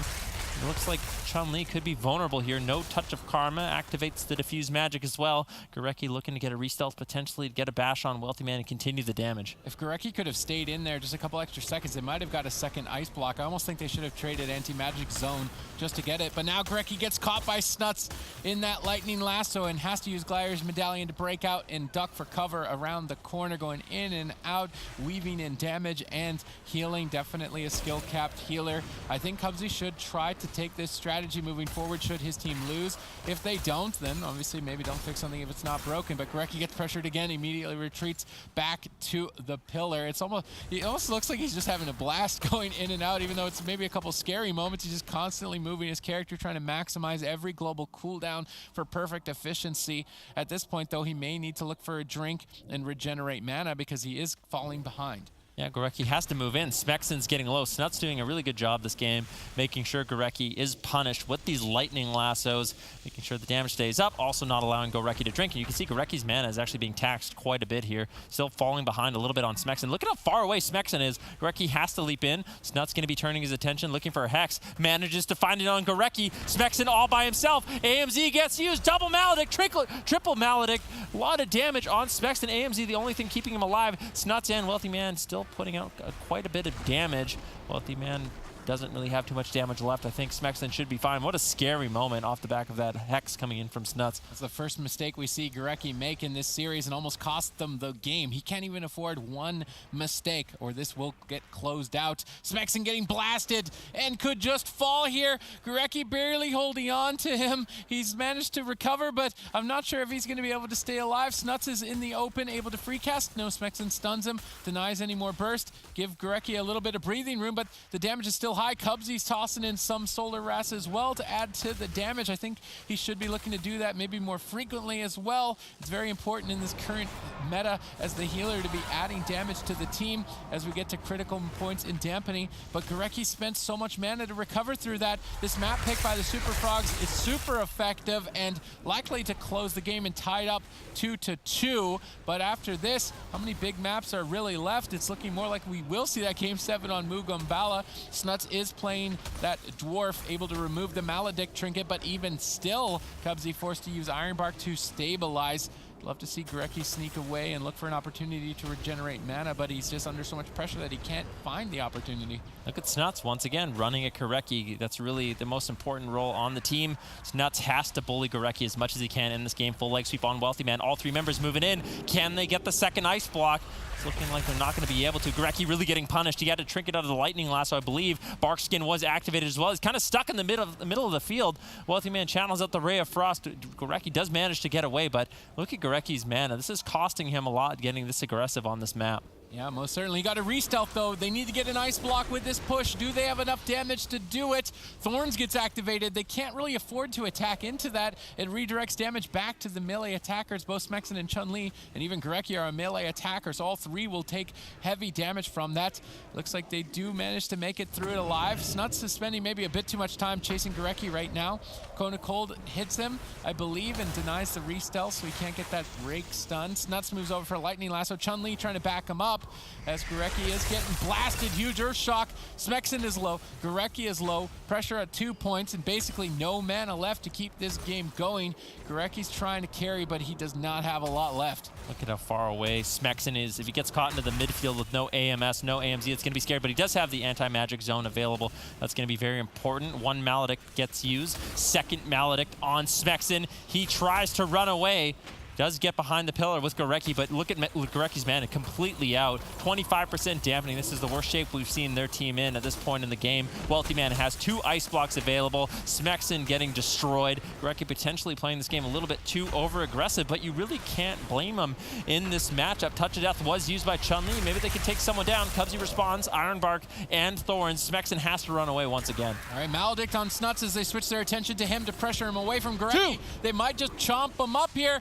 This would be devastating to get put on match points by the boys on your best map. Snuts cannot afford to go down in this position in this series. He's barely hanging on. Gurecki moves in to chomp up the last kill here. Cubsy gets interrupted. There's a lot of damage. He's mashing out heals. Gets denied for a second. Smexen's still on the back foot during this assault. Lightning Lasso gets interrupted, but Smexen's in trouble. Anti-magic shield soaks it up. Gurecki's got a choice. Does he attack or does he heal? He tries to go for the attack, but he's deflected away. They grip in Cubsy and stun him and switch off the Thorns. That's good reaction time there. They can't afford to attack into that this deep into dampening, but Gurecki doesn't have much. He innervates. He ducks around the corner. He's got a couple seconds to heal. He needs to avoid that innervate being removed by Snuts, but he wasn't able to. Now Gurecki has no mana, basically no health. And there's 2 ice blocks. They have to go after Snuts at this point, and they just aren't. Now they make the swap. Gurecki sets it up. Maybe they can make it happen here. Maledict is committed. Cubsy is running low on mana, and at this point, it's still anyone's match, but the Super Frogs are etching ahead. Maledict on Smexen. Do they have any more? As he's getting low. Gurecki, like we said, no mana to really work with. Is he going to get in cat form and get aggressive once again? He really doesn't have too much else he can do, but he doesn't want to go down in this situation. Wealthy Man getting bursted down. Iron Bark is committed. Smexen getting lower. A lot of damage coming in from Snuts and Wealthy Man. Smexen trying to stay alive. Gurecki really wants to force Wealthy Man into the ice block, but Cubsy, so much healing. His mana is almost completely out at this point in the game, but he's managed to keep Wealthy Man alive. They're attacking into the Thorns with Touch Touch of Karma, redirecting damage to Wealthy Man. That was a nice move by Chun-Li. That nets them an Ice Block and the rest of Cubsy's mana. Maledict's committed here towards Smexon with Lightning Lasso. Good. The combo looks good. The damage is there, and Super Frogs stay in this series, tying it up 2-2. I would have liked to see the boys play the strategy they played in the Grand Arena, where they stay at the pillar, death grip a target with Feral Affinity, so they're all safe at the pillar and have that extra damage. Trying to go out midfield obviously is not going to work. Super Frogs able to take this, but like Ven said during the cast, this is one of their best maps. They had to do it here. Yeah, this is the best map, and as we take a look, obviously Gorecki waited until the grand finals to pull this strategy out of the bag, to pull the cat out of the bag, and ultimately it does look like they're almost going to be able to take this best map away, Zico. Well, it was a close attempt, but really what it comes down to is Snuts was able to bully Gorecki a little bit too much. We saw at some points there Chun-Li actually came back and started assisting Gorecki by pushing Snuts away with all of that damage, and that is the correct move. You want to have Smexon stay on that Frost Mage, still applying the pressure to your main target, and then whenever Snuts is overextending behind those pillars to try to stop Gorecki from those restelves and just in general bullying him, that's when you want Chun-Li to come back and assist him a little bit, push him away. And if you do that when Gorecki still has 20-30% mana, you're going to set up opportunities for Gorecki to get those drinks. Smexon's going to be a very tanky target on his own. He's going to have no problem surviving that Frost Mage damage, and of course Chun-Li, he can fend for himself as well. Snuts always has to overextend to actually stop Gorecki from getting these rees, so as long as Chun-Li is putting pressure on him, Snuts has to come back and actually leave Gorecki, or Cubsy has to push in. Now, as much as this is you see it the second that the Feral Affinity is broken out. Zico, do you expect to there's Thugonomics. Okay, there we go. This is exactly how we thought it would play out. Okay, yeah, no, go on. No, I think I think Thugonomics, this is the matchup we kind of predicted. Like, if Super Frogs is going to lock this in blind, then the boys have this as an answer, and Thugonomics is going to make his debut today on the Destruction Warlock. Smexon gets to sit back and watch the games. The reason why this composition is so good is Destro Warlocks really are, in my opinion, King Wizard. They just are so powerful with all the different spells they have, including a big hard-hitting Chaos Bolt, quick fears with the amount of haste that they have. They're just overall really durable and strong. We saw Thugonomics make this work before it really seemed like it was something that could work, right? I remember seeing him play it up on this stage. So now we can actually think about what Thugonomics is going to be able to do. And we talked about Chun-Li too, formerly on the Super Frogs. Now he's going to be here on the boys as they go head to head. And one of the reasons the boys is the right team for Chun-Li is because the synergy he already does have with Thugonomics. Very close friends, and they have a lot of history playing the game together as well, and that synergy is going to be key here in another swing matchup. Yeah, absolutely. I mean, these guys have known and played with each other for a really long time, and even when Chun-Li was on Super Frogs, playing with a Warlock was pretty much the main composition that they ran, that they qualified to BlizzCon with as well. Although they played with a Shaman, it's going to be more or less some of the same, playing with that Warlock, trying to set up those Incapacitate Fears and getting those big damage setups. But I actually think it might be a mistake, because now they're playing this Super Frogs. Me and Venruki earlier wanted to see Super Frogs kind of call the bluff by locking in this composition blind, and by doing so on a small map as well, they're actually taking away hook point. So if Super Frogs are to win this, I think that the boys are going to have to win on Ashmane's Fall after that, and then we're going to see that Mogambala prophecy come true as well, most importantly. Yeah, no, but that is very important. The map pick, incredibly intelligent here. It reads into what the boys may want to counter pick with, and all of a sudden, you really do have a show on your hands. It's crazy, though. We haven't seen Chan this entire tournament, have we? He's pretty good at pulling Fabio. I feel like during the regular season we never see Chanimals. Ever. He's actually a ghost who just like. It's beneath him to play in the online maps. Give me the lands, okay? You guys get the land. He's I swear, frog stuffed animal, and he's ready to go. I feel like if we saw a Warlock composition, it would be Snuts playing Lock right now. We just never see Chan ever play online. He's there. We kept saying, somewhat joking around, that we wanted to see double Warlock. I don't think we're going to see any Warlock on the side of Super Frogs. Maybe we'll be pleasantly surprised, but it is going to be Thugonomics coming in now for the boys. For anybody who hasn't necessarily seen Chun or Thug get to play together. You also bring up the fact that Chun-Li played this quite a bit in previous seasons. How exactly are they going to look for a win condition with this composition? Well, the main thing that the Warlock is going to be bringing in over the Death Knight is you're going to have a lot more safety in the sense that the Warlock is just king at shutting down other casters. So we're going to expect the game to go for a pretty long time, but then we're going to see a big one-shot come out of either Chun-Li or Thugonomics. And the CC chain that we typically are going to see is something like the Incapacitate into a Fear, or we can see maybe Thugonomics, maybe someone that Succubus and Seduce Cubsy. We saw Chanimal use that a lot. We love to see that. All the way back in last season, and I don't think we're going to see Gorecki play that Feral Affinity in this composition. Something more standard could be coming out from him. All right, all tied up here. Will we see the boys be able to pull ahead now that they are using Thugonomics and Chun-Li, a duo that we have seen time and time again, or is it going to be the Super Frogs that manage to get themselves on match point? We will find out momentarily. I think it is important to see if Gorecki is running Feral Affinity or not. I would like to see him play it simply because it's fun, but obviously you want to win over fun. I think in this case, winning just trumps fun in this specific moment. Same thing, yeah. Yeah, that's Same thing. true. Two aren't mutually exclusive. Now, Thugonomics doing a decent amount of damage to Wealthy Man. Nice Ring of Peace. We see Windwalker Monks and Destruction Warlocks have really good synergy often, where, you know, Chun-Li, as an example, can use the Ring of Peace to knock Wealthy Man in line of sight, not allow him to run away behind the pillar, which is where a Destro Warlock wants him. If they can connect any more damage. Actually, Thugonomics and Chun-Li, they're pushing in really aggressive. There's a bash on Cubsy. Yikes. Wealthy Man gets Yikes. deleted. Yikes. And that is a down goes moment on Wealthy Man, not finding the ice block key quite in time, but that really is the synergy you see. Thugonomics and Chun-Li, they're not afraid to get aggressive in these matchups and really close it out early. I don't think that was part of Zico's prophecy. Not really. No, that wasn't it.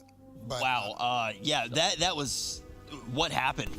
Well, I mean, we can actually see exactly what happened here on the replay. Wealthy Man, he's been pushed in way too far. Chun-Li activating. He's not even activating his Touch of Death here, actually, because of that Iron Bark. And then, of course, those Gladiators Maledict trinkets are coming in one by one here soon.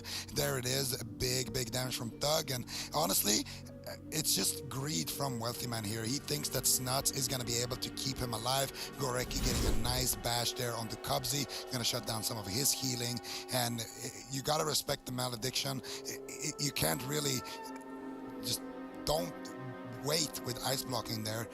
You can block there, and then the game is most likely still going to go deep into dampening. You're going to get that ice block back easily. We've seen it all day long from these Frost Mages. It's not really that big of a throwaway if you have to use one of them early on, and you got to respect the Infernals as well from Thug. It's the most massive damage cooldown he has.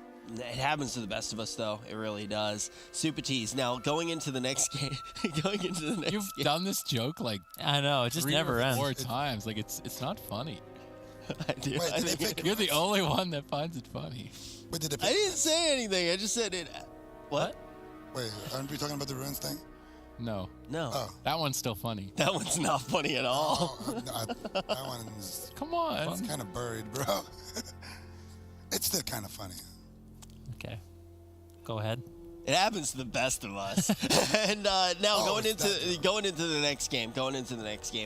Sid, what do you expect to see happen? We've already heard Zico's prophecy. It's starting to move slightly off the rails. It's going to be Ashamains. Yeah, it might not come to fruition. So Ashmains is what we're thinking is going to happen next. Ashamain's fall, and then because Zico prophesized it a while ago now, Mugumbala likely. Although, you really think it's going to be Mugumbala? No, see, in my head when I made the prophecy, I thought that the team that was going to have the edge after winning the blind would be Super Frogs. I thought Super Frogs was going to win, and then it was going to go back and forth, and then Super Frogs were going to pick Mugumbala because it's the last big map for them. I don't see, I just don't see the boys picking it, to be honest. I mean, hey, I think we're that, see that game, probably Blackrock Hold or something. that game was kind of the thing that you couldn't expect to happen, right? And you can see when Zico was kind of predicting what he thought was going to happen, it's a back and forth. It's a very back and forth trade on the size of maps as to which compositions you're going to see. And a lot of that spirals off of the advantage that you can get in the blind pick. If you're able to win that based off of how the entire format of the tournament works, you basically, when you're coming off a loss, you have the advantage of all the information. You get to see the picks and respond to them, and also you have a lot of power with the map. So that is something that can happen. You have that advantage in the last pick. Zico predicted that. Now all of a sudden, we see that shaken up. I kind of actually want to see them lock in that same composition blind. Instead of locking in the Windwalker Death Knight, I want to see them lock in Windwalker, Destruction Warlock, and just throw a curveball right now to Super Frogs, because I do think it's a solid composition. Has Ruins of Lordaeron been played yet? No. I think Ruins of Lordaeron, if it gets picked, I don't think it's a bad choice for them, because Thugonomics is going to be able to play the open field and be able to really punish Rogue Mage if that's what they decide to go with. How do you think, what do you think they'd be able to accomplish with that? Well, I was going to say, wouldn't you be scared of playing against Fire Assassination? Pretty scared. If you were Thug and company. I feel like it could work because it's a curveball. They haven't played the matchup. Chun-Li and Thug have great synergy. Chun-Li can for sure shut down a lot of these setups, and they can find themselves getting these one shots as well. So it's not like it's a terrible matchup by any means, but. And we haven't seen Wealthy Man on the Fire Mage at all in this tournament. But if he knows how to play it, I feel like the Fire Mage would be a scary thing to face if you are the boys. I think you're right. It would be scary. No question about it. But I still like the idea of a curveball. Just see what Super Frogs does, how they react. And then you always have Game 7 to fall back onto if you really need to. I think with what we see here, what I want to see is the strategy that the boys used in the Grand Arena. Stay at a pillar. Death Grip, Ursul's Vortex, Ring of Peace, hold someone at the pillar and let Gorecki attack so he can safely do it, avoiding snuts. True. If they do that with the added damage, they were close to killing Wealthy Man in Game 1, and now with Feral Affinity found, it could be a way for them to just close the entire series out. Yeah, Van, now that we see that the curveball isn't going to happen, how do you feel about that? Well, I think it's a good strategy. The thing is, if you wait too long in dampening, it's just an irrecoverable situation. So you have to pick a moment where you do want to get aggressive, like we saw in the Grand Arena. It was a little too defensive on that map, and eventually they just get whittled down. At 70% dampening, there's really not too much you can do. They are going to have to lock in here. Ashmane's Fall is obviously going to be the map. Do you think it ends here, Zico? No. I think we're going to Game 7. On Vugumbala, right? No, I don't think. I think it's going to be Game 7 on Blackrock Hold. But, Oh, you changed your mind? well, I thought it was going to go. I thought the team with the pick advantage was going to be the other team, Super Frogs, and not the boys. So, with that in mind, it makes sense for the boys to not pick the biggest map in the whole pool and instead go for Blackrock Hold in a potential Game 7. And there is a psychological factor that does play into this game. If they can pressure Wealthy Man a lot, in that last game, we saw he didn't use his ice block. Sometimes things happen. But when that happens to you, sometimes you get a little bit unconfident in your decision making, and all of a sudden you're ice blocking when you normally wouldn't and when you normally don't have to. So if Wealthy Man opts to use ice block a little bit too early, the boys might get free cooldowns when they don't necessarily, or when they shouldn't necessarily get them. Does that happen often, though, for a player like Wealthy Man, right? Because this is somebody who's played on the biggest stages before. I feel like a lot of the time you see players like that understand that it was the high percentage play, right? You're not playing just to stay alive. You are playing to win. Maybe if you get that ice block, if you hold on to it, you have it a little bit later. It's one of those situations where you're winning 80% of the time. So do you think that Wealthy Man does fall into that? I think it's unlikely, but I do think it is a possibility, and that's something I'm definitely going to be looking out for in the game. Yeah, we'll definitely be keeping our eye on that. If maybe we see an ice block come in a little bit earlier than traditionally, all of a sudden we say, okay, Wealthy Man did fall into that trap. He won't have that ice block later on, but it is one of those things where sometimes if you don't use it, you do lose it, which Zico did point out to in the last game. But the boys now on match point. The pressure very much on Super Frogs. They want to try to bring this to a Game 7 and be the champions of North America. I'm actually so interested in how the rest of this year goes. After seeing all these rosters, I feel like this is the craziest year so far as roster mania goes. I think we can have a 4-horse race here in North America. Last season it was mostly about the Move or the Gosu crew and of course Method Orange, and they were kind of battling against each other all the way up to BlizzCon, with Super Frogs kind of being a little bit of a third wheel there. I think this year the boys, Super Frogs, Method Orange, as well as the Gosu crew, or the Move now, because they went back to the Move now. I think they could all be kind of each other's biggest competition, and I'm very excited to see if North America could have those 4 teams potentially field those guys at spring finals. That could be very, very nice for them in terms of winning that first BlizzCon or the first World Championship spot. I think it goes even bigger than that too.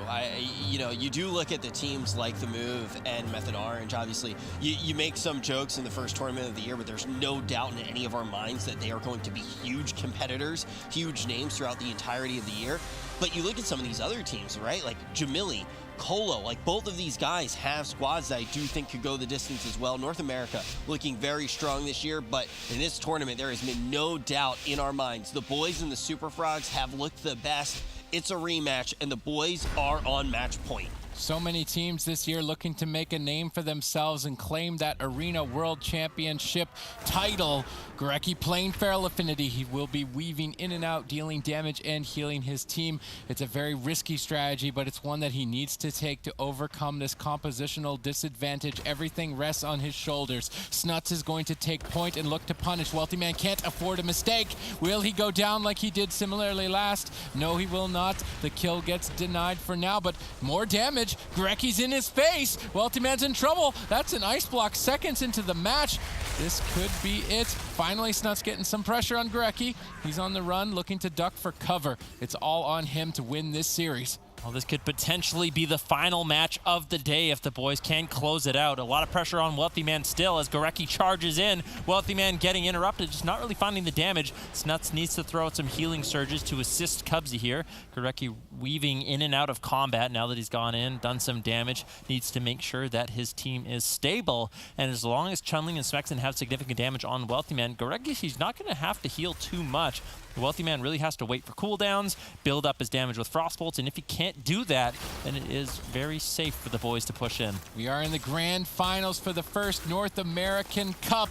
Super Frogs there against the ropes here as the boys put them on match point. Gorecki's experimentation has managed to pull their team back into this series and potentially net them the entire thing. Can he keep it going? It has been quite a long day for him, so juggling this difficult task on top of fatigue is not going to be an easy feat to achieve. So Gorecki just went in and stacked up 5 combo points. Now he's going to look for a re-stealth as much as possible, and then he will go in and deal massive amounts of damage to Wealthy Man. Snuts, of course, going to be standing in between them, acting as a goalkeeper. He's not going to go for the re-stealth. There is a big, juicy bite, forcing out the trinket there of Wealthy Man. Yeah, Gorecki running to the pillars. Snuts chasing him down with the Maledict. Gorecki able to dispel it and top himself off. Now he's charging in once again. Damage is run out for Wealthy Man. Incapacitate on Cubsy. Do they have a double stun? Looks like Ironbark will be committed to try to slow them down. Nice ring of peace. Look, Cubsy just stuck there. He can't actually line of sight. I would rather see the boys go for a more defensive posture. Gorecki is exposed in midfield. He's trying to get damage out and stay alive at the same time. It's a risk that he has to take. He manages to get away with that gamble. Now at the pillar and restabilizing. That was Icy Veins for Wealthy Man. It's a big threat that's now out of the way, and Smexen can maybe afford to use Anti-Magic Zone offensively. I think that is a move they should consider making when they try and put Wealthy Man down. Smexen gripping Wealthy Man to the pillar, but Chun-Li switching to Snuts. They could split damage. I actually think that's a good strategy to run Cubsy out of mana, and it may be a safer one because Chun-Li can then protect Gorecki from Snuts. Gorecki can put Rake and Rip on 2 players and maximize his damage per second output. I think their composition and strategy has not been fully fleshed out, and they still have opportunities to try different things. Yeah, bash on Snuts. He trinkets out, gets the lightning lasso on Gorecki. Decent amount of damage, but Wealthy Man channeling the Ray of Frost. Gorecki could be in a lot of trouble. He gets the Iron Bark on himself as well as the Anti-Magic Zone. Lots of cooldowns being forced out. Snuts sneaks in a Hex. Once again, Gorecki having to play defensive, and Super Frogs, although Wealthy Man has been under fire, there's still good amounts of counter pressure on Gorecki and opportunities for them to close out the game. All right, Gorecki moving forward, nailing a stun for his team as they charge onto Wealthy Man. They need to try and get this second ice block soon and then look for a kill. They've got Super Frogs on the ropes. It's match point. If they can manage to nail enough damage, they've got the crowd control, but Wealthy Man avoids the fight. They switch to Cubsy instead, and I think switching targets is going to be important for the boys if they want to catch Cubsy off guard. They haven't gone for that full defensive strategy, so it's likely that they want to play this mid-range point, but I think they should start mixing it up. Yeah, and I think it's very important to see Wealthy Man move further and further away from Gorecki.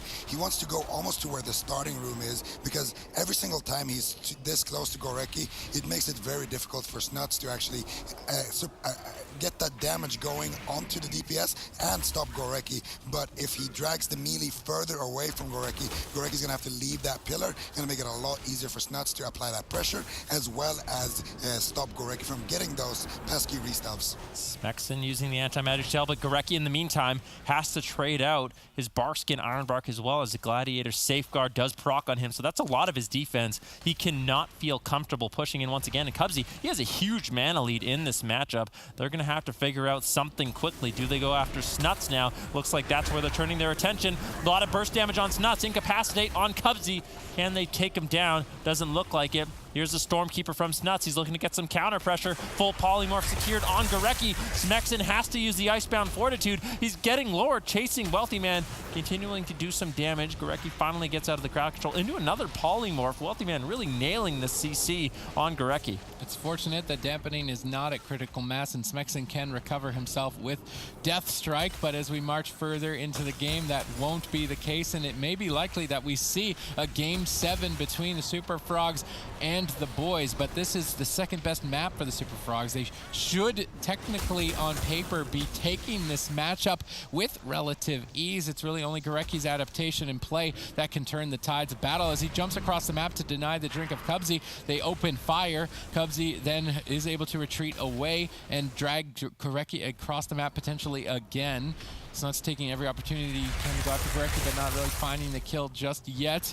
Wealthy Man now has 2 ice blocks, so that advantage the boys secured earlier on is basically gone, but maybe they get it right now. Cubsy Ironbarks, that stabilizes. Gorecki has to run, he can't stay in the fight. Stormkeeper lined up for Snuts, tons of lightning bolt damage. Gorecki answers that call with his Ironbark of his own. Snuts then is going to slap a couple lava bursts back to Gorecki at the pillar, forcing him away. And I think the strategy that the boys are implementing right now is too straightforward. They need to try something else.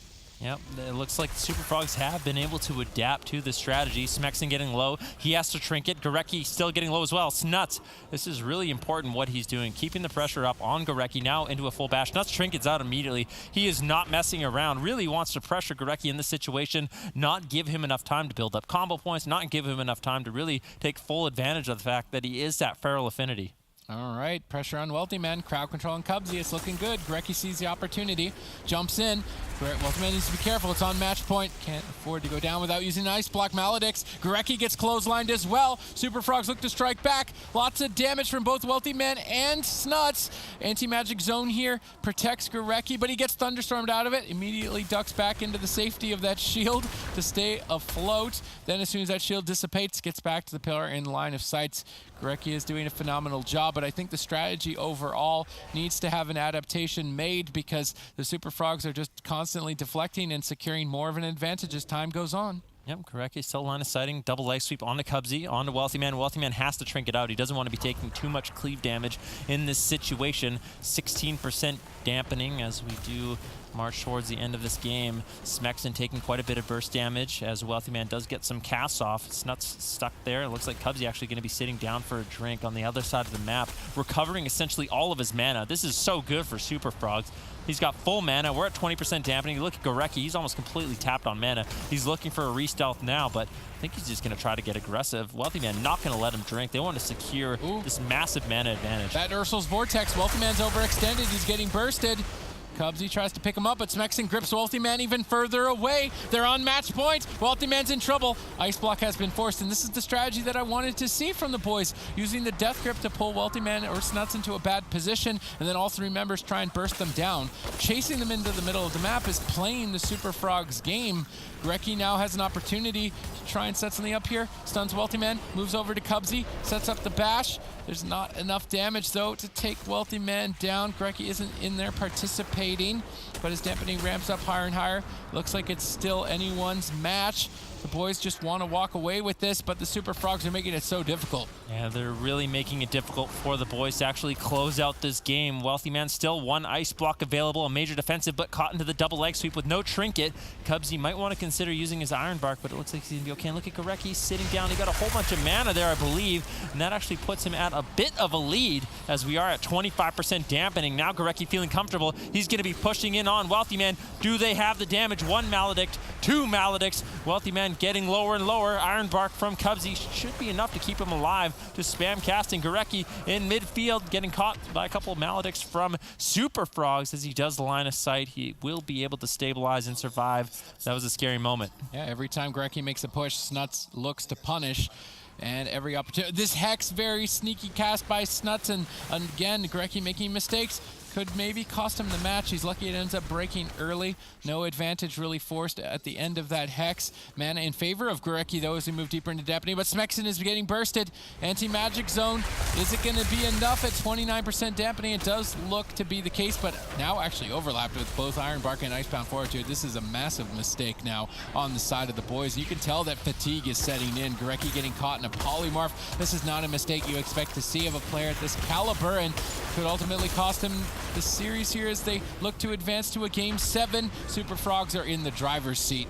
Yeah, Wealthy Man does get interrupted into a stun once again. A lot of damage with this Fists of Fury coming in from Chun-Li. Smexon with the Asphyxiate on Cubsy, extending the crowd control chain. Snuts trying to help him out with the healing surges. Gorecki now using the Innervate, tossing out as many heals as possible. But Snuts, he snipes the Innervate. Nice purge, getting that off from Gorecki right away. Not going to be able to just spam out as many heals without costing that mana. All right, Wealthy Man, you've got one more ice block. Dampening's at 34%. You're on match point. You cannot even afford to blink for one moment, or this game could slip away in the entire series with it. Can Wealthy Man stay alive, get the counter pressure? He's leading the charge here as Smexon dips low. Snuts is trying to back up with some burst, but it's just not enough to push Smexon over. Smexon is switching targets, split damage, trying to maximize it and burn the rest of Cubsy's mana out so he can't continue to heal. Can they do it? Now moving over to Wealthy Man to connect, but Gorecki isn't there. Now he is. Jumps in on top of Wealthy Man. With all three members, they have to get an ice block. Do they have enough damage to do it? They need to get it here, and I don't think they do have enough damage. Maybe with the Maledicts, it could be enough. Yes, they get the second ice block, and they keep themselves in the game. They got Iron Bark at the same time. This is disastrous. Chun-Li, he has the Touch of Death. He's activated. The boys, they're looking to go all in. They want to push in. Touch of Death available on Wealthy Man. This damage will tick down eventually. Should get bursted down. Cubsy at 40% dampening, still keeping Wealthy Man healthy. Smexon really low now. Gorecki, I don't know if he has the globals to actually keep his teammates alive. Maledict connects on Smexon. AMZ available. Is he going to use it? Opting not to. Still not using the AMZ. This is very greedy from Smexon. Trying to avoid some of this damage. Just put it on top of Wealthy Man right now to avoid this damage. He needs No, it. he's not. Why isn't he using it? Wealthy Man still going to be able to counter pressure Smexon away. Smexon holds on a little bit longer. Very greedy plays. It's going to be one big push here to end the game for either side. They have nothing left to stand, and Smexon could fall first. How's Gorecki going to deal with it? Anti-magic shield. He's got anti-magic zone. Just put the shield down and go. Wealthy Man's got nothing. They can take this series right here and now, but he's just not using the defensive ability to keep pushing forward. He's taking so much damage as a result. I don't know how Gorecki can keep it going. He just can't. He's got no mana. Comet Storm from Wealthy Man. There's no pressure in favor of the boys anymore. Icebound Fortitude at least, but still no anti-magic zone. He can't connect. Why is he going after Snuts? Smexon seems to be lost here in Deep Dampening. Oh, this is just a disaster. If Smexon could just drop the anti-magic zone. Finally, it gets used. Now Gorecki can push in at this point in the game. Can they take down Wealthy Man? Iron Bark does get used. I think Cubsy will be able to keep him alive. Look at him. He gets topped off. And now Smexon has nothing left. Chasing Wealthy Man down to ride the wind is the only thing keeping him alive to get on target. But unfortunately, he gets knocked away by Snuts. Very nicely done. Wealthy Man blinks away. Smexon in the midfield. Can he survive just a little bit longer? The burst from Super Frogs enough. And we are going to a Game 7. NA has made it to the last game in all of their series now. Smexon is going to fall, and the Super Frogs are going to bring this to that Game 7. But Zico, once again, we do need to note, slightly different than you initially thought it was going to be. Come on, man! I didn't even see a single game yet of this series. No, I'm not calling you out or anything like that. I'm just basically saying, like, we do need to pay attention to which team did get that advantage, that initial comp advantage. Yeah, absolutely. I mean, right now the boys, they have the pick advantage and the map advantage, of course, because of the fact that they were the team that were one map ahead. Now they get to select a map, which is most likely going to be Black Rook Hold. Then Super Frogs get to select their composition, most likely going to be that Rogue Mage Druid. And then we see the boys select their composition, which is most likely going to be the same thing that they're running right here, the Windwalker DK Resto Druid. And then we are going to battle it out valiantly. And I'm going to give my prediction to the boys winning that game. So the thing is you still predict that the boys are going to win. Yeah. Even though that order has changed, the map now has changed, you still are confident that the boys are going to be able to take it. Well, I predicted that the boys were going to win even when they were going to have a disadvantage. So I'm going to stick to it. Okay. The boys aren't going to let me down. Okay. All right. So I do want to say we have seen quite a few little innovations in Druid. We need to talk about just how strong it really is, because now we're seeing it also have that offensive pressure that we haven't really talked about. Yeah, I think the Feral Affinity really has been definitely a bonus for their team, but just becomes difficult to really balance that, especially when the game does go that late. When your Death Knight doesn't use any magic zone for the last minute of the game and kind of wanders off the target. I think if they had just marched forward and used that, they would have just that's crunched him. That's why we're screaming during the game, because when Wealthy Man uses his 2 blinks, he can't get away. So he uses both his blinks, put an anti-magic zone on him. Now Gorecki, he's got to feel confident to be in cat form and just do as much damage as possible. And that's really the tipping point when you're at 50% dampening, just a little bit of uptime that you need. But because the zone wasn't there, Gorecki wasn't able to get off the damage, and it might have played out a little bit differently if that had happened. That could have been the championship, right? I do want to say, though, when you look at how Smexon was playing there, Zico, it really just looked like the only thing that was going through his mind was make sure that I only hit one of these buttons at a time, extend it as long as possible. Well, yeah, I think what Smexon wanted to accomplish there towards the end, and I completely agree with what you guys are saying, by the way, he should have used it way earlier. Where are we going? We're going to Black. Okay, never mind. We're going to Ruins. Predictions have been broken. I will say, though, there are a lot of they did this for me, okay? Yeah, they did this for me. I will say there are a lot of upsides to this map, Superteach, for sure. Yeah, well, definitely. the upside is now, I'm not sure if I want to give the boys my prediction anymore. They fell off. They were right on track, and now they selected Ruins of Lordaeron.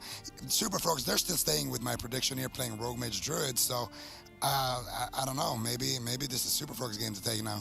Okay, so Zico not very happy with this map. Superteach, how do you feel about it? Well, this would be the best way to end the day, of course, as Ruins of Lordaeron is a cemetery. It would be a fitting final resting place as both of my partners on the desk mock me, and Rich, his soul starts to leave his body. I really nailed it there, but nobody wants to support me anymore, so I'm just going to go sit here in my corner. We've heard it too many times just for one day. That was the perfect one.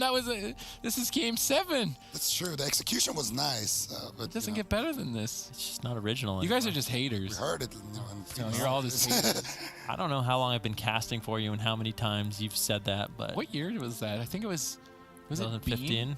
or what? I think it was Bean against Fabio. What's that year? 15. Has it been that many years? 2015. It's been a lot of years. Then I started casting with you guys in 2016, right? Yep. And then Zico started in 2017. 2017. Right at the end. Right at the end of 2017. We're all getting old. Yeah, it's pretty. That's Same why with our jokes. That's why we're here. It's actually crazy that, because then Adrian also, shout out to Adrian. I'm sure he's watching. Adrian started like same time as me, like 2016, and then Zico started 2017, but it feels like a lot longer. Like it's actually weird saying that. It feels like it's kind of been casting with you forever. Well, with our puns, it definitely feels like a long time. All right, so my question here, this game traditionally with these 2 compositions played, we've seen the boys sort of pull out ahead. It seems like Super Frogs really has a difficult time finding pressure in this match.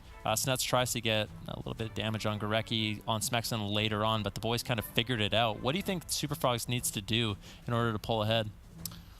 I would say play Fire Mage, but that's not gonna happen. I think they should go after Chun-Li more than Gorecki, to be honest with you. I think hit Chun-Li before dampening, hit Smexen in dampening, and try to land a crowd control deeper into dampening with the bash, maybe Ring of Frost or bash into Polymorph, bash into Cyclone, something like that, and then try to take Smexen down. You don't even need to have a perfect CC chain where there's 0 gaps and then you kill. I think if you land the CC chain deep enough into dampening after Gorecki has trinketed the blind, you can just kind of ride that pressure until you get your damage back up again. Smexen's still going to be low, and then you can potentially take him down. Do you disagree? No, I don't disagree. You're free to disagree. I'm just saying. I'm not disagreeing. Dude, I was Elliot really doesn't agree with you. What are you talking about? I was just enjoying what you said. Also, I always appreciate the insight, okay? we were getting a little. Your insights. I don't have to disagree about everything. We were getting. Well, you just said, I was like, well, maybe he thinks they should do something different. I wanted to hear your take on it as well, you know? We were getting like a little bit emotional on the desk, you know, after like this, like, you know, like 12-hour day of cast, and really appreciating how it's so much fun when we do get to sit down together. It's been a little bit while. First tournament of the year, and the second we start getting a little bit emotional, Ben goes, let's just talk about the game. He's just as much show. We got to focus up. This is the finals, man. We got to talk about this. This is it. I mean, this is going to be the final game no matter what. We made it all the way to. Like, we can talk about us being old men till we're blue in the face, but, I mean, this is an important matchup. Yeah. It definitely is. Game 7 doesn't happen very often, okay, everybody? It's serious mode time. Yeah, especially on Ruins of Lordaeron, all right? Especially on Ruins of Lordaeron. I just wanted to see Mogambala, man. I wanted to, too. We haven't seen it since its inception, I don't think. No one ever picks it. Well, people are starting to pick Hook Point. We've seen it like actually kind of frequently. I think people. I think it's just like comfort thing for Yeah. Mugambala. People Well, just Sorry, go on. It's nothing like any other map. It has no similarities, whereas Hook Point is like, oh, it's a small map, melee cleave, rush them down. But Mugambala is like, is it a small map? up the stairs is a small map. In the starting room is an even smaller map. In the center, there's the biggest pillar. Map? The biggest pillar you've ever seen. It's so funny too, because it's like when you queue and you get that map and you're playing, like Sid'll be like, every single time the strategy completely changed. Like, I never know where I'm supposed to stand on that map ever. It's just, oh, we don't leave the start room. We don't leave the start room. Go up the stairs. Go up the stairs. But when we do look here and we look at the Super Frogs and we look at the boys going into game number 7, you just have to appreciate the roster changes. I keep coming back to that, but the first tournament of the year and seeing these two teams in particular. Super Frogs were a squad that constantly, we kept saying last year, they're completely underrated, but we don't necessarily see them live up to even what we think their potential is. Now they have Snuts, and this team just looks like one of the best teams that we're going to see throughout the entirety of the year. Like, we're so confident in them. But then the boys, too, they make out great with the trade that makes Super Frogs so great. Chun-Li seems to fit in on this team just so well. I really do think that we're dealing with an NA that looks, I think the depth, you know, you look at North America, to really look at the entire field of play and what we've seen throughout the years, North America's top teams have always competed with Europe's top teams. There's no question about that. You look at the top 2 teams in North America, they've always been right there with Europe. I had to double check with Zigo. Zigo's shaking his head no. As soon as the camera went off. But I think that you definitely can agree that it was the depth of rosters in NA that sometimes was lacking. And this year, I don't feel like that's the case. We get to feast our eyes right now on Ruins of Lordaeron, on the final game of the day, 2 teams trying to prove that they are the best that the region has to offer. The player pool for every region has increased massively. The competition is at its highest point here, and this is just the beginning for 2019.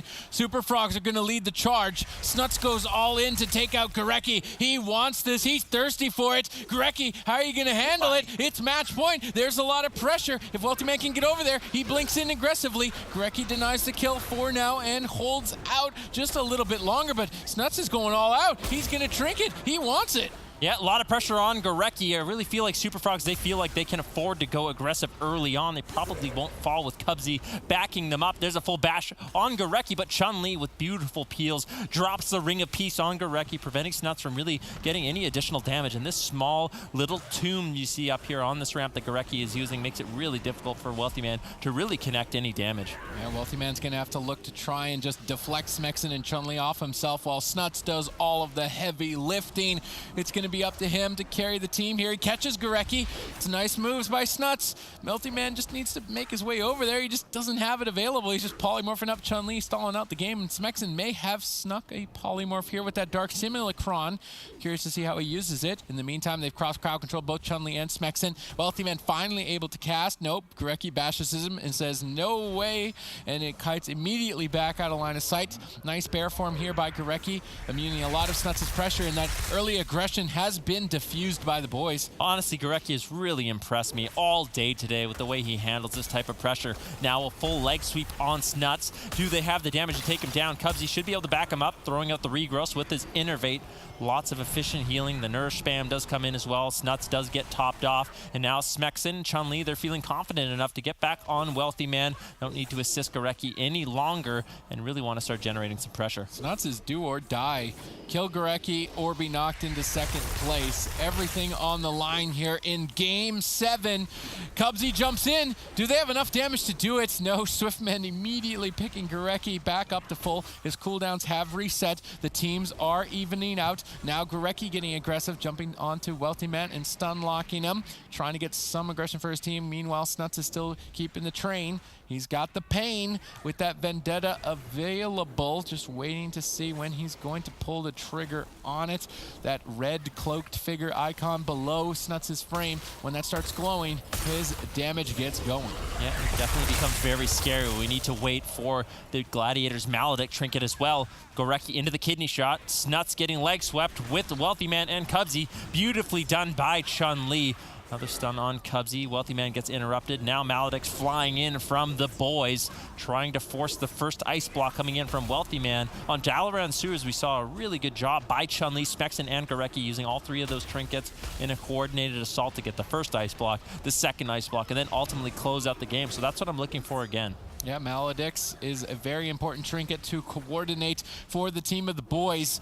Snuts keep gunning down Gurecki. Good support by Chun-Li with that Ring of Peace, keeping Snuts at bay for now. But they've played out such a long, grueling tournament that they don't want to give it up here. This is it. Everything's on the line. It's going to be decided here very shortly. If you're just tuning in, you don't want to go anywhere. We are about to crown the champion of North America Cup #1. Gurecki gets caught. Snuts is trying to get the kill. Wealthy Man goes to support, but not enough damage to push him over. But as we etch closer to dampening, that will put a twist in the plan for both teams. Yeah, but look at Gurecki just sitting in that efflorescence. That green circle is an additional Resto Druid heal, which is going to help him stay alive. Cubsy sitting down for a drink. Chun-Li using Flying Serpent Kick, trying to shut it down as fast as he possibly can, and does manage to do so. Gurecki just having to heal himself, should be doing okay on mana. Now getting caught into a kidney shot. Wealthy Man able to support. A lot of damage flying in. Do they have any Maledicts? Gurecki could be in some trouble. He's not even using Bark Skin. He gets caught out of form in the kidney shot.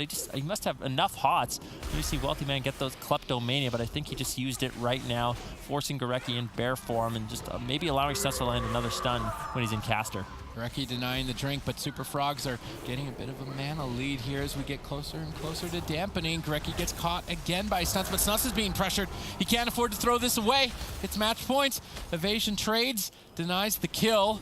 Well done here by the team of Super Frogs. Good recovery as they look to bounce back, but Snuts has exposed himself as a target. He's been playing very aggressive, and I would love to see the boys just jump on top of him here moving forward. If he overextends for even one more second, that could be an opportunity. Smexen is starting to prime him up. Chun-Li goes for it, gets polymorphed away, but they're going all in. Cubsy denies it for a couple seconds. Snuts tries to get away.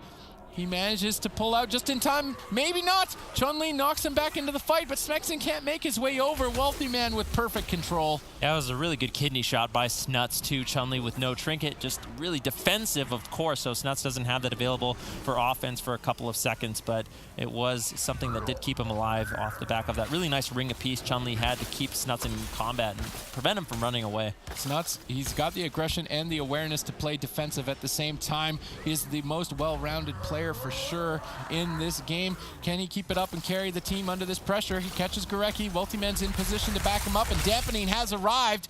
Gurecki is not respecting the damage. He's on match point.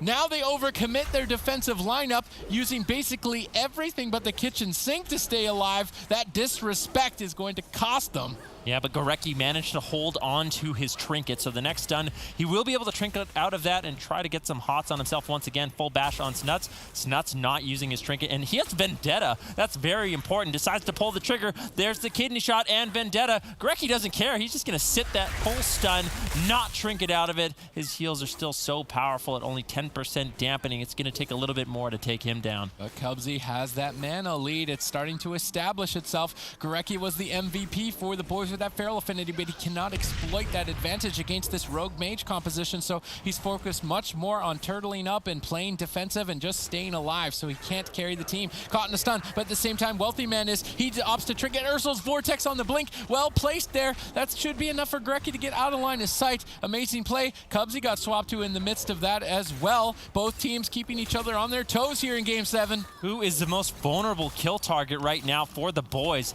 It looks like they're just trying to deflect this attack as long as possible. I think being on Wealthy Man is a smart idea. Prevents him from building up too much damage. Here's an Incapacitate. Full stun on Gorecki. In the meantime, both teams taking a lot of pressure. Temporal Shield. Is it going to heal Wealthy Man up? Yes, it does. There's a full bash. Gorecki assisting his team offensively, not allowing Wealthy Man to get any damage done, forcing him to run away. Wealthy Man, good trade by Cubsy. Ironbark starts to stabilize him, but with dampening mounting higher and higher, it's just an inevitability at this point. Who will fall first as the teams even out? Super Frogs have a slight lead, and I'm thinking around that 35-45% dampening mark. Maybe right now, Gorecki gets caught. Kind of disrespecting the damage. Opts to trade Barkskin a tad bit late, but it may not be enough. Yes, it will be enough as Gorecki's Frenzied Regeneration begins to bounce back the damage. It's Wealthy Man who's on the back foot, getting interrupted. He's trying to rely on Temporal Shield, but it's a risky gamble, and he's not going to take it. He went down without ice blocking earlier, did not want to risk it, although he may have been able to get away with it there. Now he will be down in ice block, likely for the rest of the game. Now, this is what's important, is Cubsy trinketed there as well, so this is a huge opportunity for the boys, and they're looking to take it. Chun-Li unfortunately caught into the Cyclone. Cubsy with a good defensive Cyclone there. Now Snuts and Wealthy Man once again looking to get aggressive on Gorecki as he charges back towards the pillar. Has to dispel the Maledict to come in. Frenzied Regen not going to be doing too much, but with the Gladiator Safeguard as well as Ironbark, that should be enough to keep him alive, but we are at 23% dampening. Whoa. These teams are not going to be able to hold on much longer. Huge hit from Snuts. Smoke Bomb gets dropped in desperation. Chun-Li immediately ring of pieces that, but he gets caught. The Shadow Step. Nice play by Snuts. Oh, trinket! Smexon trying to save him, but dampening is so high, it might not be enough. Gorecki just completely disrespects the Super Frogs, holds on to that Gladiator's Medallion, sits through it, and manages to stay alive, but potentially this frugal play could etch them ahead and get them the win, but they're so far behind on mana, the pressure is mounting in favor of Super Frogs, and they could ultimately take this series, looking to deny the comeback from the boys, knocking them down once and potentially twice in this entire tournament. If Gorecki doesn't trinket the next stun, I'm going to lose my mind. He's sitting the full kidney shot. He's in caster form. What is going on? Gorecki with the greedy plays. It pays off. Doesn't want to give him that cooldown unless Wealthy Man actually commits some damage. So smart here from Gorecki, managing to get all these greedy plays, managing to survive. Now he still has his trinket. He has his Ironbark. Barkskin's back up, and Wealthy Man really is the one that's in trouble. Yeah, Wealthy Man is falling behind, and the boys are starting to claw their way back into this game. Wealthy Man's trying to get something done here. Icy Veins. Barkskin trades, but it might not be enough at 30% dampening. He gets caught out of bear form and still disrespecting the damage a bit there. Typically a Druid would Gladiator's Medallion in a stun out of bear form, but Gorecki just simply doesn't care. Tanks it out, holds on to it until the absolute bitter end, but Snuts keeps up the momentum. Chun-Li's is controlled, Smexon is controlled. Cubsy and Wealthy Man just pressing pause and saying, okay, Snuts, win the game for us, because at this point it's so difficult for Wealthy Man to get in a position to attack. He blinks forward, double blinks forward, goes in for the attack. Ring of Peace, though, from Chun-Li protects Gorecki. He can then duck around the corner. I love the positioning at the tombstones here. Now Cubsy has been forced in, but he goes for a Maledict. Gorecki is falling behind, and with dampening ramping up, this could just be it. Yeah, Gorecki getting lower and lower. Safeguard does proc. He has the Barkskin as well. Can Wealthy Man get there to close out this game? Wealthy Man under a lot of pressure as well. Cubsy completely 35% dampening. There's a full kidney shot, and finally a trinket gets used by Gorecki to keep himself alive. He needs the line of sight, looking for the tranquility. Wealthy Man blinks in, looking to close out this game. Chun-Li needs to deny the mana. Drinks from Cubsy. He manages to do so, but Gorecki seems to be the one that's still in trouble. All right, Smexen has some cooldowns to keep Gorecki going, but the mana is completely tapped at this point on both sides and on Runes of Lordran. Are you going to get a drink? I do not think so. Gorecki is more than prepared for this attack and trades effectively. He should likely survive. A Cyclone was casted by Smexen, maybe potentially on Cubsy? That might just win the game. That's going to be a second ice block from Wealthy Man. Nice plays by the boys. They keep themselves in it. Yeah, Chun-Li, touch of death in 30 seconds if they can hold on. Snuts could be in some trouble too. Cloak of Shadows does get traded out. He has the evasion in 40 seconds, but Cubsy into the paralysis, has to get out of it. Uses the Iron Bark as well. I think he committed that to Wealthy Man as he is the most vulnerable target. And now Gorecki's saying, yeah, come attack me. He's feeling very safe, far away. They have to turn their attention over onto Chun-Li. He has a touch of karma, activates it on Wealthy Man. They're looking to close out this game. Nice Cyclone from Cubsy, denying that touch of karma damage coming in from Chun-Li, really slowing him down. Gorecki moving forward, doesn't have much mana to work with. Touch of Death is activated by Chun-Li. Who are they going after? Temporal Shield used by Wealthy Man. He's looking to run away. Anyone could die at any second. Wealthy Man with a huge Temporal Shield to stay alive. Asphyxiate on Cubsy. Sid, what is going on? Chun-Li, is he going to portal away or is he going to go for the kill? He's trying to go for the kill. Anti-magic zone placed by Smexen, but Wealthy Man blinks out of its protection. Gorecki is cloned up. There is no mana left in this game. There is no cooldowns left in this game, and I don't think there's a Chun-Li left in this game as the Super Frogs close it out 4-3 in the grand finals. We have our North American champions, the Super Frogs. In 2018, the Super Frogs looked so close time and time again. But this year, there is no question at all. They will be the first team in North America to get that win, to take home a cup. And this is looking like a roster that could be terrifying. We don't even need to see Chan come in, Zico. Yeah, I mean, it must feel pretty good being Chanimal at this point. Didn't have to play a single game and won the entire cup. I mean, we got to give it up to these guys. They played a phenomenal game here, taking down the boys here in this last and final game. And it all comes down to a couple of small errors there towards the end. Gorecki actually sat down for a little drink, didn't manage to get it. Chun-Li had to trade out his karma during that time.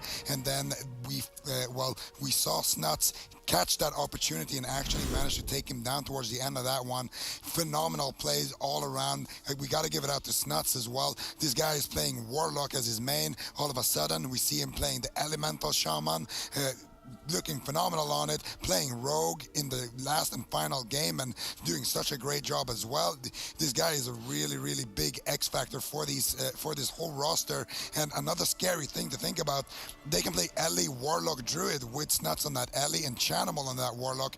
The possibilities for this roster is just endless. Take it a step further, Snuts just had an entire year off, essentially. He really wasn't playing in last season, and now he comes back, and it doesn't look like he has skipped a single beat. But I just want to take a look at all of the teams that did compete, and you got to give a major shout-out to the Super Frogs and the boys. Obviously, that was a rematch. These guys only went head-to-head. The boys only lost to the Super Frogs. The Super Frogs getting the better of them both times, but these two series, the upper final and the grand final, I think we're just a cut above in NA. Like, these guys really just look like they're in a league of their own, and potentially they will continue to solidify that throughout the entirety of the year. But it has just been a crazy, crazy weekend, starting to see these new rosters come together. And we didn't only get to look at North America. Europe was also a region that we got to put our eyes on. The champion going to be Method Black, and an even crazier roster, Manny, I think you could say,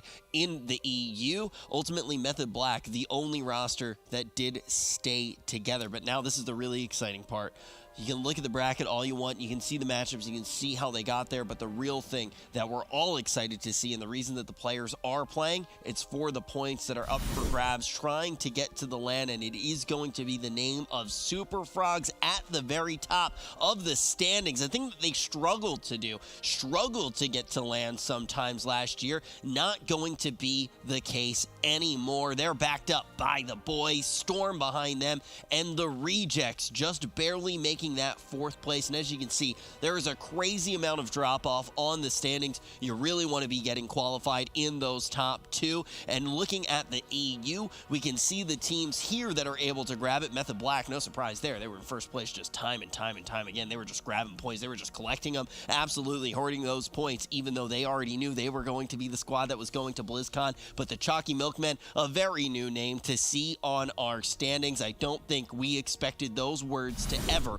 be paired together on any graphic at all. You can't prepare for that for the Chalky Milkmen. You also can't prepare for the pressure that they have been able to put on an incredibly fast team and an incredibly fun team to watch. But hey, are there any other fun teams out there to watch that we maybe don't even know about yet? You can sign up right now. Make sure that you do jump in. The signups aren't